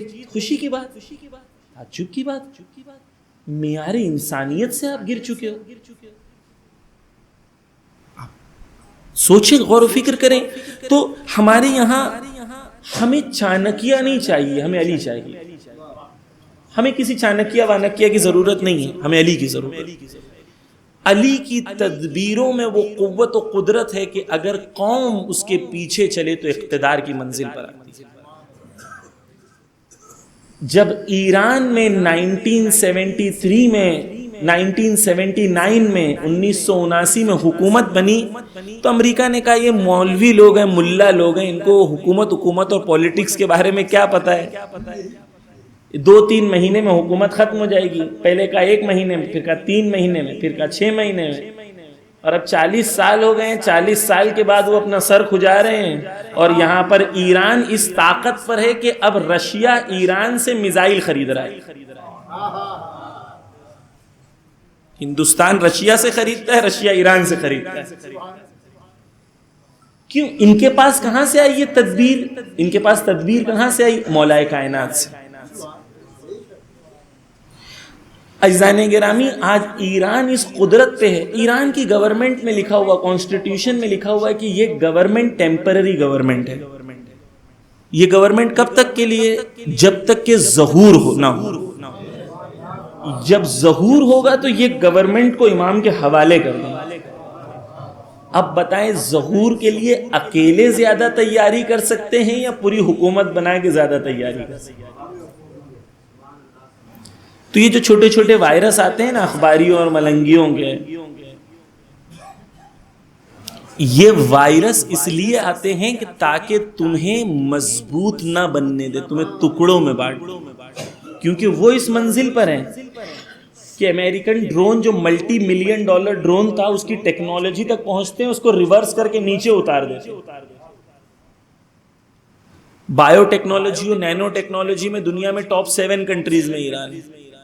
کئی ریسرچ بتاتی ہے کہ دنیا میں جو ریسرچ ہو رہی ہے، ایران 18 برابر اس سے فاسٹ ریسرچ کر رہا ہے، 18 برابر، کینیڈین انسٹیٹیوٹ بول رہی ہے۔ تو وہ چاہتے ہیں کہ آپ لوگ ایسے نہ بنیں، کہ آپ لوگ بھی ان کے ساتھ ملیں، وہی جذبہ رکھیں آگے بڑھنے کا، محنت کرنے کا، کامیاب ہونے کا، ظہور کا۔ آپ یہ سب جذبہ نہ رکھیں، آپ چھوٹی چھوٹی چیزوں میں الجھ کے رہیں، یہ رسم منا سکتے ہیں کہ نہیں، وہ رسم منا سکتے ہیں کہ نہیں، مولانا یہ کر سکتے ہیں کہ نہیں، وہ کر سکتے ہیں کہ نہیں، ہم لوگ اسی میں الجھ کے رہ جائیں اور وہ لوگ امام کی تیاری کرتے ہیں۔ ہمارے ویژن کو ظہور تک لے کے جانا ہے۔ پس عزیزان گرامی، دوسری چیز جو آپ کے سامنے عرض کرنی ہے، جو سیرت کے حوالے سے جو آپ کے سامنے عرض کرنی ہے، وہ یہ ہے کہ اصل انضلام اور اصل استرحام، یہ 2 چیز جو ہیں رسول کی زندگی سے ہم لے سکتے ہیں۔ یہ آخری چیز بیان کروں گا انشاءاللہ کہ عزیزان گرامی، دین اسلام نے ہمیں سکھایا ہے نہ ظلم کو قبول کرو، نہ کسی پہ ظلم کرو۔ ہمارے یہاں معیار حق اور باطل کا، ایک صلوات پڑھ دے محمد وآلہ۔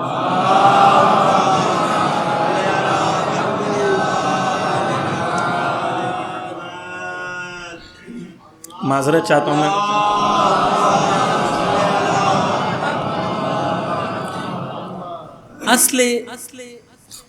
اصل کیا ہے؟ انضلام اور استرحام، یعنی کیا؟ یعنی ہمیشہ دوسروں کی طرف رحمت کی نگاہوں سے دیکھنا۔ عزیزان گرامی، ہم اپنے دشمن کے بارے میں بھی اگر غور کریں تو ہمارے دل میں ان کے لیے رحم ہے، ہمیں ترس آتا ہے ان کے کہ کیوں اتنا پیارا دین چھوڑ کے، اتنی اچھی تعلیمات چھوڑ کے تم نفرت کی وادیوں میں کیوں جاتے؟ آؤ نبی کے پاس رحمت کی طرف آؤ نبی کے پاس جو رحمت کا خزانہ ہے، ہم ان کے لیے، ہمارے دل میں درد ہے۔ نبی جو ہیں، جو آیت استعمال ہوئی ہے، خدا نے قرآن میں کہا ہے حریص ہے۔ حرص کرنا بری چیز ہے نا، لیکن حریص اس لیے تھے کہ رسول رات بھر روتے تھے کہ مومن کیوں نہیں ہدایت پاتے، یا انسان ہدایت کیوں نہیں پاتے۔ اپنے لیے نہیں حریص تھے، انسانوں کے لیے حریص لفظ استعمال ہوا۔ خدا دلاسا دیتا تھا کہ دوسرے ایمان نہیں لا رہے تو تم اتنا پریشان مت ہو، نبی کا کوئی فائدہ نہیں ہے، وہ انسان کا فائدہ ہے اگر وہ ہدایت پالے۔ لیکن نبی روتے تھے ان کے لیے، اتنی رحمت نبی کے لیے دل میں تھی ان کے لیے۔ ظلم کو کبھی بھی قبول نہیں کر سکتا مومن، کبھی بھی ظلم کو قبول نہیں کر سکتا۔ کربلا ہمیں یہی سکھاتی ہے، کربلا ہمیں صبح شام یہی بتاتی ہے۔ عزیزان گرامی، توجہ چاہوں گا، ایک چیز میں آپ کے سامنے پیش کرنا چاہتا ہوں کہ قوم میں یہاں کے حالات کے بارے میں نہیں، کلی بات کر رہا ہوں، توجہ سے سنیں۔ قوم میں 3 قسم کے گروہ ہوتے ہیں۔ ایک وہ ہوتے ہیں جو قوم میں فساد کرنا چاہتے ہیں، قوم یعنی انسانوں میں، خدا انہیں مفسد کہتا ہے، فساد کرنے والے. ان کے سامنے بہت جلدی جلدی بیان کر رہا ہوں کیونکہ وقت نہیں، اور مجھے نہیں پتا چلا تھا اتنا وقت گزر گیا، اور آپ لوگ بھی جو ہے تحمل سے سن رہے ہیں، اور معذرت چاہتا ہوں. صلوات پڑھ دے محمد و آل محمد پر.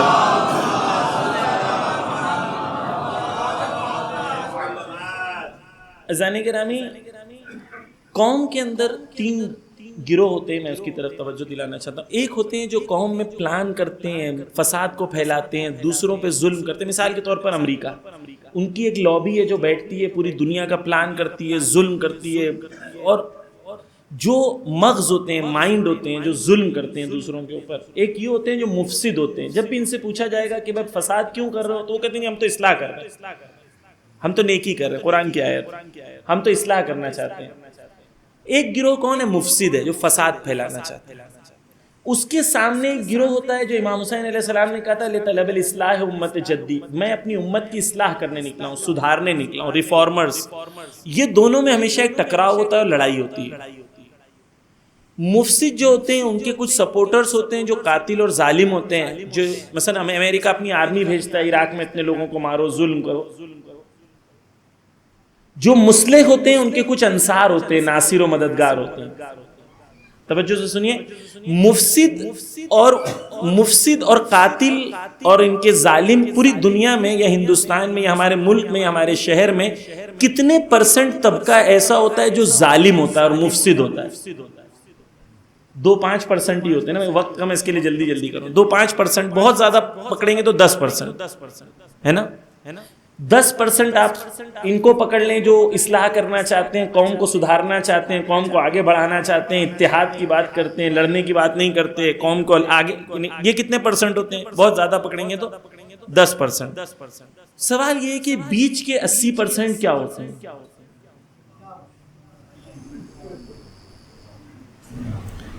ساری مشکل ان کی وجہ سے ہوتی ہے. امام قتل ان کی وجہ سے ہوتے ہیں، امام شہید ان کی وجہ سے ہوتے ہیں. کیوں؟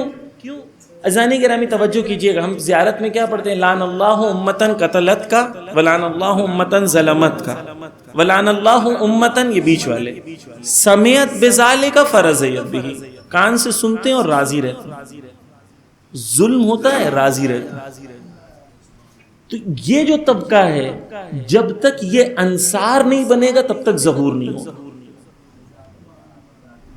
کیونکہ ظالم سے تو لڑائی ہے، قاتل سے تو لڑائی ہے، مفسد سے تو لڑائی ہے. کربلا تھی اس لیے تاکہ احساس جاگے کہ تمہیں ساکت نہیں رہنا ہے، خاموش نہیں رہنا ہے، تمہیں حق کا ساتھ دینا ہے. کربلا تھی اس لیے. یعنی مومن اور کربلائی ممکن نہیں ہے اس کے لیے کہ وہ ظلم دیکھے اور خاموش، ممکن نہیں. یعنی کربلا زبان تک ہے، دلوں تک نہیں اتری اگر ظلم قبول کرنے تیار ہے. جس سماج میں عزاداری ہو اس سماج میں ظلم نہیں ہونا چاہیے. جس سماج میں عزاداری ہو وہاں حق کا غلبہ ہونا چاہیے. ساؤتھ انڈیا میں ایک گاؤں ہے، میں نام نہیں لوں گا. اس گاؤں میں پولیس اسٹیشن نہیں ہے. اس گاؤں میں 2 انجمنیں ہیں، ایک علماء کی انجمن ہے اور ایک مومنین کی انجمن ہے. گاؤں کے تمام مسئلے جو ہوتے ہیں یہ انجمنیں اس کا اختلاف کا حل کرتے ہیں. شیعہ بستی، یعنی ہمارے دین میں اس کا سلیوشن موجود ہے جس کے لیے ہم باہر جاتے ہیں.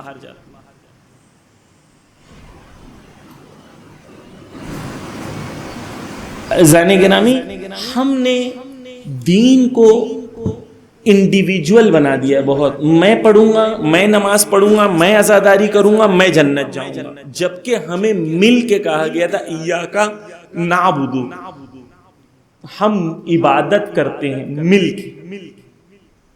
ہمیں دین ایک سسٹم دینے آیا، اس سسٹم کی طرف ہماری توجہ نہیں. اور وہ سسٹم ہر مشکل کا حل. شادیوں میں مشکل ہے، طلاق کا مسئلہ ہے، کیا قرآن میں آیتیں موجود نہیں ہیں؟ ارث کا معاملہ ہے، خاندانوں میں 2 بھائی ہیں، 2 بھائی کورٹ میں گئے ہیں، نسل در نسل کورٹ میں پراپرٹی ایسی پڑی ہوئی ہے. دونوں بھائی اگر ایمان رکھتے ہیں قرآن پہ تو کیوں قرآن کو بیچ میں رکھ کے قرآن کی آیتوں کے حساب سے فیصلہ نہیں کرتے؟ اس لیے کیونکہ کربلا دل میں نہیں اتری، زبان تک رہے۔ اگر کربلا دل میں اترتی تو انسان یہ سوچتا کہ میرا تھوڑا میرے بھائی کے پاس چلے جائے، یہ مجھے قبول ہے، لیکن اس کا میرے پاس نہ ہے۔ اگر کربلا دل میں اترتی تو یہ ہوتی۔ عزیزان گرامی، ہماری تمام مشکلوں کا حل دین اسلام میں موجود ہے، لیکن جب ہم دین اسلام سے مشکلوں کو حل کرنے کی تلاش کریں، دین اسلام کو ایک نظام اور ایک سسٹم کے تحت اپنی زندگی میں لائیں۔ آخری چیز میں بیان کر رہا ہوں، مجھے نہیں پتا تھا میں اتنا پڑھوں گا، بہت معذرت کے ساتھ جو بزرگان بیٹھے ہوئے ہیں، یہ 1 گھنٹہ آگے ہے گھڑی، کتنا بجا ہے ابھی؟ صلوات پڑھتے محمد و آل محمد پر۔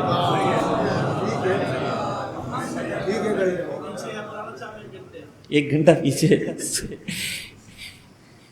عزیزان گرامی، میں جوانوں سے کہنا چاہتا ہوں، میں جہاں جاتا ہوں میں جوانوں سے مخاطب ہو کے کہنا چاہتا ہوں، آیت اللہ سیستانی سے کئی بار میری ملاقات ہوئی زیارت پہ جاتے وقت، ہر بار آیت اللہ سیستانی نے ہندوستان کے جوانوں سے 2 چیز چاہیے۔ انہوں نے کہا علم حاصل کرو اور قدرت حاصل کرو، بس 2 چیز میں چاہتا ہوں جوانوں سے، علم حاصل کرو اور قدرت حاصل کرو۔ ایک جوان نے مجھ سے پوچھا قدرت کیا مطلب؟ قدرت کا مطلب یہ ہے قدرت، ہر چیز میں جتنی قدرت لے سکتے ہو قدرت حاصل کرو، ہر چیز میں، ہر چیز میں، جو بزنس میں ہو اس پہ ٹاپ پہ پہنچو۔ 50,000 1 لاکھ روپیہ کما رہے ہیں، بس زندگی چل رہی ہے، اچھی خوش ہیں، بس نہیں۔ مومن وہ ہوتا ہے جو علی والا ہمیشہ نمبر 1 پہ ہوتا ہے، 2 پہ کبھی راضی نہیں ہے۔ محنت کرتا ہے مومن، کبھی اپنی زندگی میں ٹائم ویسٹ نہیں کرتا۔ بیٹھے کون الیکشن جیتے گا، وہ پارٹی نے یہ کر دی، یہ پارٹی نے وہ کر دیا، وہ دیکھو وراٹ کوہلی نے لیگ سائیڈ مار دیا، اسے آف سائیڈ مارنا چاہیے تھا، پوری جگہ وہاں خالی تھی۔ اپنا نمبر دے دو اس کو، وراٹ کوہلی کو، اگلی بار فون کر کے پوچھے گا آپ سے کیا کرنا ہے۔ آپ کو کیا مل رہا ہے؟ کیا مل رہا ہے آپ کو؟ ساتویں امام فرماتے ہیں کہ اگر مجھے پتا چل جائے کوئی میرا جوان ٹھالی بیٹھا ہوا، میں تلوار لے کے اس پر حملہ کروں۔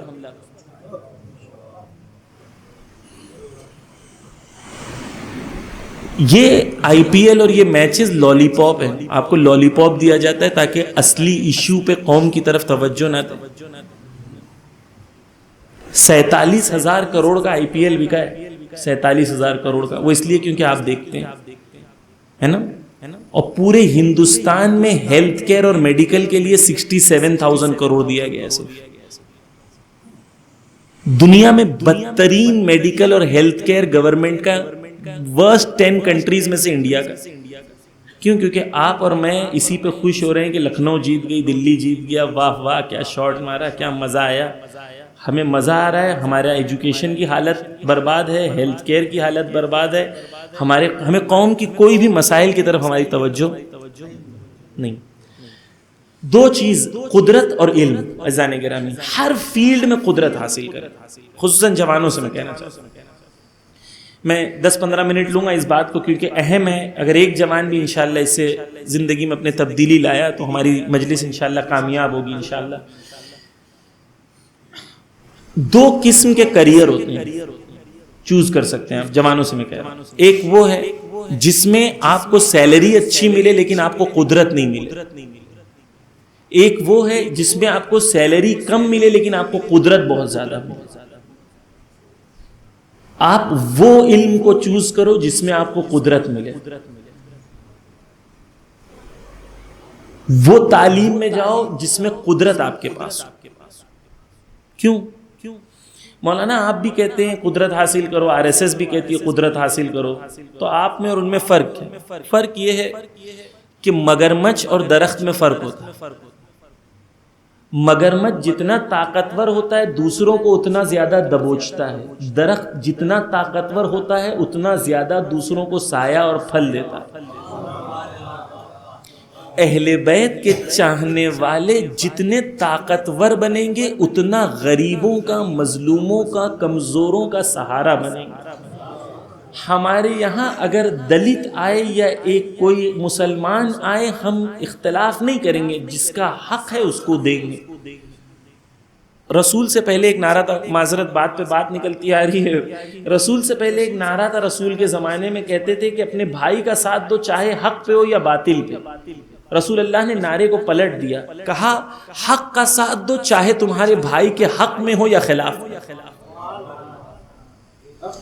تو اگر شیعہ ہے، مومن ہے، امام زمانہ کا چاہنے والا ہے، کسی غریب، مظلوم، دلت، کمزور، آدیواسی کا کبھی حق نہیں کھائے گا، اور اس کے حق کے لیے اپنی جان بھی دے دے۔ یہ فرق ہے۔ لیکن اگر آپ نے حق، اگر آپ جوان ہیں، آپ نے علم حاصل نہیں کیا، آپ قدرت کی جگہ پر نہیں پہنچے، تو آپ کی آلس کی وجہ سے، آپ کی لیزینس کی وجہ سے کوئی اور قدرت پہ پہنچ کے ظلم کرے، کیونکہ آپ نے محنت نہیں کی۔ اس لیے آپ کے لیے ضروری تھا کہ آپ علم حاصل کریں، آپ قدرت کو حاصل کریں۔ مومن کو قدرت مند ہونا چاہیے۔ مولا کائنات کی حدیث ہے، مولا کائنات کہتے ہیں العلم سلطان من وجدہ سال علیہ ومن لم یجدہ سیل علیہ۔ امام کہتے ہیں کہ علم طاقت ہے، علم قدرت ہے۔ جس کے پاس علم ہے وہ غالب ہوگا، اور جس کے پاس علم نہیں ہے دوسرے اس پر غالب ہوں گے۔ آیت اللہ خامنہئی کہتے ہیں یہ دونوں کے درمیان کوئی تیسری چیز نہیں ہے، یا آپ کے پاس علم ہے تو آپ غالب ہو، یا آپ کے پاس علم نہیں ہے تو دوسرے آپ پر غالب۔ عزیزان گرامی، بس بچوں کو پڑھا لینے کا زمانہ ختم ہو گیا، بچوں کو پڑھانے سے کچھ ملتا نہیں ہے۔ آپ کے اور میرے بچوں کو ہندوستان کی ٹاپ انسٹیٹیوٹ میں پہنچنا ہے۔ ان کو جنون ہونا چاہیے کہ مجھے وقت کے امام کا ناصر بننا ہے، اس کے لیے مجھے علم حاصل کرنا ہے۔ دوسرے 4 گھنٹہ پڑھتے ہیں تو میں 8 گھنٹہ پڑھوں گا۔ آیت اللہ خامنہئی کہتے ہیں، مثال دیتے ہیں، کہتے ہیں کہ دیکھو ریس چل رہی ہے گاڑی کی،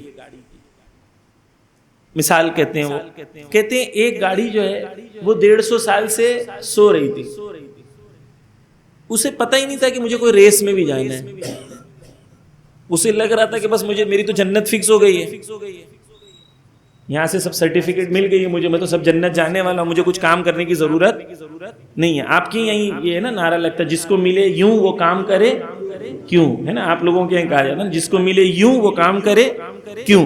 جب جنت سب کو مل ہی رہی ہے تو کام کیوں کرنا ہے، محنت کیوں کرنا ہے۔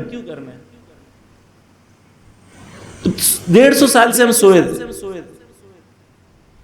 150 سال سے وہ قومیں ریس لگا رہی تھی، اگر وہ 100 کی سپیڈ سے چل رہی ہیں 150 سال سے، اور ابھی آپ اچانک جاگے ہو کہ بھائی مجھے جاگنا ہے اور مجھے بھی ریس میں شامل ہونا ہے، تو وہ اگر 100 کی سپیڈ سے چل رہے ہیں اور آپ بھی 100 کی سپیڈ سے چل رہے ہیں تو آپ وہاں تک پہنچ پائیں گے؟ اگر وہ 100 کی سپیڈ سے چل رہے ہیں، آپ 200 کی سپیڈ سے چلو گے تو 75 سال لگیں گے۔ لیکن اگر آپ 200 کی سپیڈ سے چلو گے، خدا فاصلوں کو خود ہی کم کر دے گا، خدا رحمت سے پیش آئے کہ محنت کرنا تمہارا کام ہے، رحمت کرنا خدا کا کام ہے۔ لیکن بغیر محنت کے گھر پہ بیٹھے ہیں، یہاں پہ تو مجھے نہیں پتا، گلی نکڑوں پہ بیٹھے ہوتے ہیں، بائک پہ چائے پی رہے ہیں، یہ کر رہے ہیں، 2 گھنٹہ 3 گھنٹہ 4 گھنٹہ، یہ جوانی کا عالم، جوانی اسے کہتے ہیں۔ یہ امام کے ناصر ہے۔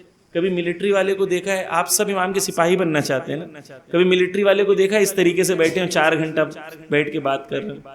نہیں، ملٹری والے تیار ہوتے ہیں۔ آپ تیار ہیں؟ میں تیار ہوں امام کے ناصر بننا چاہتا ہوں، سپاہی بننا چاہتا ہوں۔ عمل سپاہیوں والا نہیں۔ ایک بات بولتا ہوں، میں بری لگتی ہے لیکن میں اپنی ذمہ داری سمجھ کے بولتا ہوں، جان دینا زیادہ آسان ہے یا مال دینا زیادہ آسان ہے؟ مال دینا نا، یعنی جب انسان کی جان پر پڑی آتی ہے تو مال دے دیتا ہے کہ جان بچ جائے، ہے نا۔ جو امام کا حق خمس نہیں دیتا، وہ امام آئیں گے تو امام کے لیے جان کیا دے گا؟ خمس تو دیتے نہیں ہیں جو ان کا حق ہے۔ ہمارا حق نہیں ہے، وہ ان کا حق ہے جو ہم نہیں دیتے، اور دعویٰ ہمارا یہ ہے کہ وہ آئیں گے تو میں جان دے دوں گا۔ پہلے ان کا جو حق ہے وہ تو دیجیے، وہ تو ہم دیتے نہیں۔ کیوں نہیں دیتے؟ کیوں نہیں دیتے عزیزان کرام؟ کیوں نہیں دیتے؟ ہم لوگ ہمیں لگتا ہے کہ دے دیں گے تو کم ہو جائے گا۔ جس دن یہ سمجھ میں آ جائے کہ جو دیتے ہیں ان کا کبھی کم نہیں ہوتا، جو دیتے ہیں ان کا کم نہیں ہوتا، اور جو نہیں دیتے ہیں ان کا ہمیشہ بیچارے سکون نہیں ہوتا ہے، تسکین نہیں ہوتی زندگی میں۔ امام کا مال ہے، اپنے پاس ہے۔ پس عزیزان گرامی، ہمیں علم و قدرت کو حاصل کرنا ہے۔ علم و قدرت کے ذریعے سے ہمیں وقت کے امام کے لیے تیار ہونا ہے۔ وہ سیرت جو اہل بیت نے ہمیں سکھائی ہے وہ یہ ہے کہ جہاں رہو علم کے میدان میں آگے رہو، جس میدان میں ہو آگے بڑھو۔ جوانوں کو، خواتین سن رہی ہیں مجلس، اپنی لڑکیوں کو پڑھائیں۔ آیت اللہ خامنہ کہتے ہیں حرام ہے آپ کے اوپر اگر آپ دینی تعصب کی وجہ سے اپنی لڑکیوں کو نہ پڑھائیں۔ لڑکیاں ٹیلنٹڈ ہیں، اور میں لڑکیوں سے ہاتھ چھوڑ کے اپنی بہنوں سے کہوں گا، اگر آپ کے والدین آپ کے اوپر اتنے اعتماد کر رہے ہیں، بھروسہ کر رہے ہیں، تو آپ کو حضرت زہرا کا واسطہ کہ آپ عفت اور پاکیزگی کا آپ خیال رکھیں، چادر کا آپ خیال رکھیں۔ آپ کے والدین کو اعتماد دلانا ہماری ذمہ داری۔ آپ پاکیزہ رہیں، آپ پڑھائی کریں، علم حاصل کریں، اپنی لڑکیوں کو پڑھائیں۔ لڑکیاں جہاں ہم جاتے ہیں ہم یہی دیکھتے ہیں کہ ٹیلنٹڈ ہوتی ہیں لڑکوں سے اس وقت زیادہ، کیونکہ لڑکے باہر جا کے گپے مارتے ہیں، لڑکیاں کیا کریں گی؟ لڑکیاں تو باہر بیٹھ کے گپے نہیں مار سکتی ہیں۔ لڑکیوں کے پاس وقت زیادہ ہوتا ہے، پڑھائیں۔ عزیزان گرامی، پراشوب ماحول ہے، اس میں نبی کی سیرت، نبی کا طریقہ، نبی کا راستہ، علی کا راستہ، امام کا راستہ، یہی ہمارے لیے نجات کا راستہ۔ یہ چھوٹے چھوٹے فائدے شارٹ کٹ کے چکروں میں نہ پڑیں، یہ شارٹ کٹ کر لو، وہ شارٹ کٹ کر لو، وہ شارٹ کٹ کر لو، نہیں۔ ہم شارٹ کٹ والے لوگ نہیں ہیں۔ ہم اتنا سال رکے ہیں ظہور کے لیے کیونکہ پوری انسانیت کو نجات دینا چاہتے ہیں۔ ہم وہ قوم ہیں، اتنے سال رکے ہیں امام کے ظہور کے لیے، تو ہم شارٹ کٹ سے کیا حاصل کریں؟ ہمیں امام کا ظہور چاہیے، اس کے لیے جوان آئے، محنت کرے، میدان میں آئے، علم حاصل کریں، ترقی حاصل کریں، آگے بڑھیں، نبی کی سیرت پہ چلیں، جھوٹ نہ بولیں، دھوکہ نہ دیں، کسی قوم کے ساتھ، کسی کے ساتھ دھوکہ نہ دیں، صداقت اور امانت کے ساتھ چلیں، تاکہ اگلی نسل جب جوان ہو تو وہ کہے یہ وہ قوم ہے جس کا ایک امام آنے والا ہے، وہ عدل و انصاف لائے گا، اور یہ وہ قوم ہے جو عدل و انصاف کے لیے کوشش کرتی ہے، ظلم کے خلاف۔ یہ ہماری پہچان بنا دے تاکہ ظہور کے لیے ہم تیار ہو سکیں۔ عزیزان گرامی، پس کربلا سے ہمیں یہی لینا تھا، یہی اقدار، یہی ویلیوز، یہی دین۔ اور جب تک ہم اپنی زندگیوں میں ان چیزوں کو نہیں لائیں گے، کربلا کو نہیں لائیں گے، دین کو نہیں لائیں گے، عملی طور پر دین کو نہیں لائیں گے، تب تک ہم اس راستے پہ گامزن نہیں ہوں۔ بدلنے کے لیے ایک مجلس کافی ہے، اور اگر نہیں بدلنا چاہتے تو ہزاروں مجلسوں کا بھی کوئی اثر نہیں ہے۔ سب ارادے کے حر ایک رات اپنے آپ کو جنت اور جہنم کے درمیان دیکھ رہے ہیں۔ ہم میں سے کتنے ہیں جو اپنے آپ کو آج جنت اور جہنم کے درمیان دیکھ رہے ہیں؟ اگر حر اس وقت سوچتے اے کاش اے کاش اے کاش، اور رات گزر جاتی تو آج حر کو ہم لعنت دے رہے ہوتے۔ حر کے لشکر میں بہت تھے جو سوچ رہے تھے اے کاش، لیکن آئے نہیں حسین کے خیمے میں۔ آج جوانوں کے پاس، ہم سب کے پاس آپشنز ہیں، ہم اے کاش کہیں یا حر کی طرح ارادہ کر کے خیمے حسینی میں آ جائیں۔ خیمے حسینی میں آنے کے لیے دنیا کی محبت اور گناہوں کی محبت کے خیمے کو چھوڑنا، جب تک اس خیمے کو نہ چھوڑو، جب تک حسین کے خیمے میں نہیں آ سکتے۔ عزیزان گرامی، امام حسن علیہ السلام کی زندگی بھی بہت سخت زندگی تھی۔ یہ جو تصور پیش کیا جاتا ہے کہ امام حسن علیہ السلام نے صلح اس لیے کی کیونکہ ایک بھائی نے جنگ کی تھی، ایک بھائی نے صلح کیا تھا، یہ مناسب نہیں ہے، علماء کہتے ہیں۔ کیوں؟ اس لیے کیونکہ جو صلح امام حسن علیہ السلام نے کی تھی، اسی صلح پہ امام حسین علیہ السلام 9 سال باقی تھے یا نہیں تھے نا؟ جب یزید اور بیعت کی بات ہوئی اور جب اس صلح کے جو بند تھے ان کو توڑا گیا، اس کے قانون کو توڑا گیا، تب امام نے قیام کیا۔ امام حسن اور امام حسین کی سیرت ایک ہے، دونوں کی سیرت میں فرق نہیں ہے۔ جنگ صفین میں جب امام حسن جنگ کے لیے آگے بڑھ رہے تھے، حملہ کر رہے تھے، تو جتنے مولا کے بیٹے تھے سب سے آگے امام حسن، شجاع تھے امام۔ امام کی حدیث ہے، امام فرماتے ہیں کہ اگر میرے ساتھی ایسے ہوتے اور مجھے اچھے ساتھی ملتے تو حسن جنگ کرنے میں دن اور رات میں فرق نہ کرتا۔ یعنی ایسا نہیں کہ امام حسن صلح کرنا چاہتے تھے، ساتھی نہیں تھے۔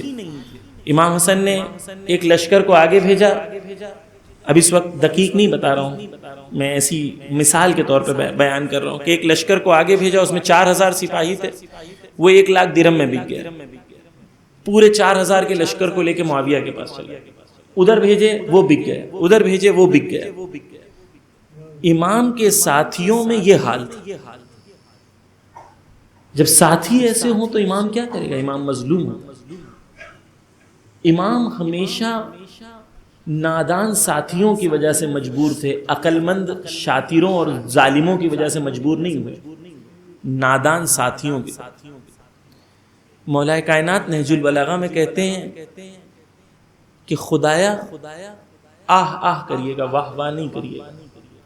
کہتے خدایا میرے 10 ساتھی لے لے، معاویہ کا مجھے 1 ساتھی دے۔ کیوں؟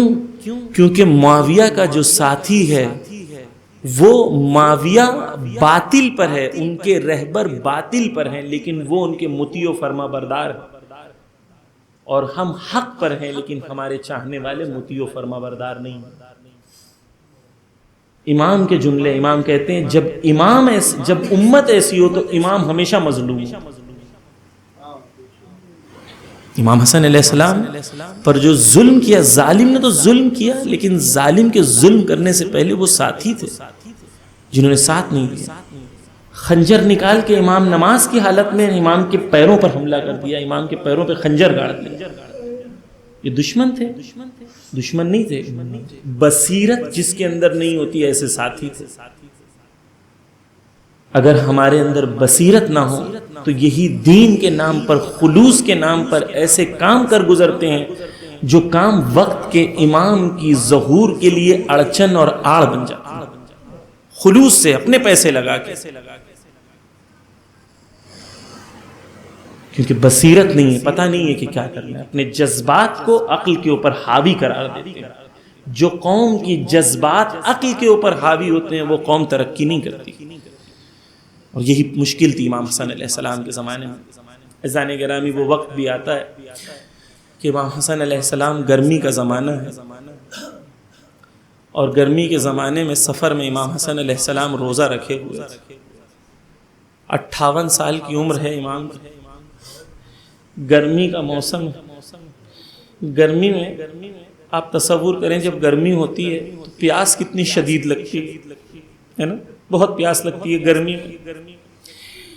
گرمی کے موسم میں افطار میں امام کو جو غذا دی گئی، اس غذا میں زہر ڈال کے امام کو دیا گیا۔ امام نے وہ جب تھوڑا سا غذا کو تناول کیا، امام کو الٹی آئی۔ امام نے کہا میں نے تیرا کیا بگاڑا تھا جو تو نے یہ زہر مجھے دیا؟ اور باب ایسا ڈاکٹرز کہتے ہیں کہ جب زہر بدن میں جاتا ہے تو زہر کا پہلا اثر یہ ہوتا ہے کہ انسان کی پیاس کی شدت کو زہر بڑھا دیتا ہے۔ اب تصور کریں کہ وہ گرمی کے موسم میں امام حسن نے وہ زہر کھایا، وہ روزے کی حالت میں حسن ابن علی ہے۔ 26 سفر سے 28 سفر یہ دو دن ایسے گزرے کہ امام نے تکلیف میں گزارا، تکلیف میں امام وقت گزارا۔ امام حسین علیہ السلام امام کے پاس آتے ہیں، گلے مل کے بہت روتے ہیں۔ امام پوچھتے ہیں کیوں رو رہے ہو اتنا؟ ارے بھائی کی اس حالت کو دیکھ کے بھائی کیسے نہ روئے؟ عجب نہیں حسن نے کہا ہوگا ارے جب میں اس حالت میں ہوں تو خاندان والے ہیں، یہاں پیار کر رہے ہیں، یہاں دلاسا دے رہے ہیں، لیکن حسین میدان کربلا میں جب ہوگا، ارباب ازا جب حسین گھوڑے سے زمین پر آئے گا، کسی کے ہاتھ میں نیزہ ہوگا، کسی کے کوئی تیر چلائے گا، کوئی پتھر سے حملہ کرے گا، پانچویں امام فرماتے ہیں کہ میں نے اپنی آنکھوں سے دیکھا کہ حسین زندہ تھے، نشیب میں تھے، گھوڑوں کو گزارا گیا۔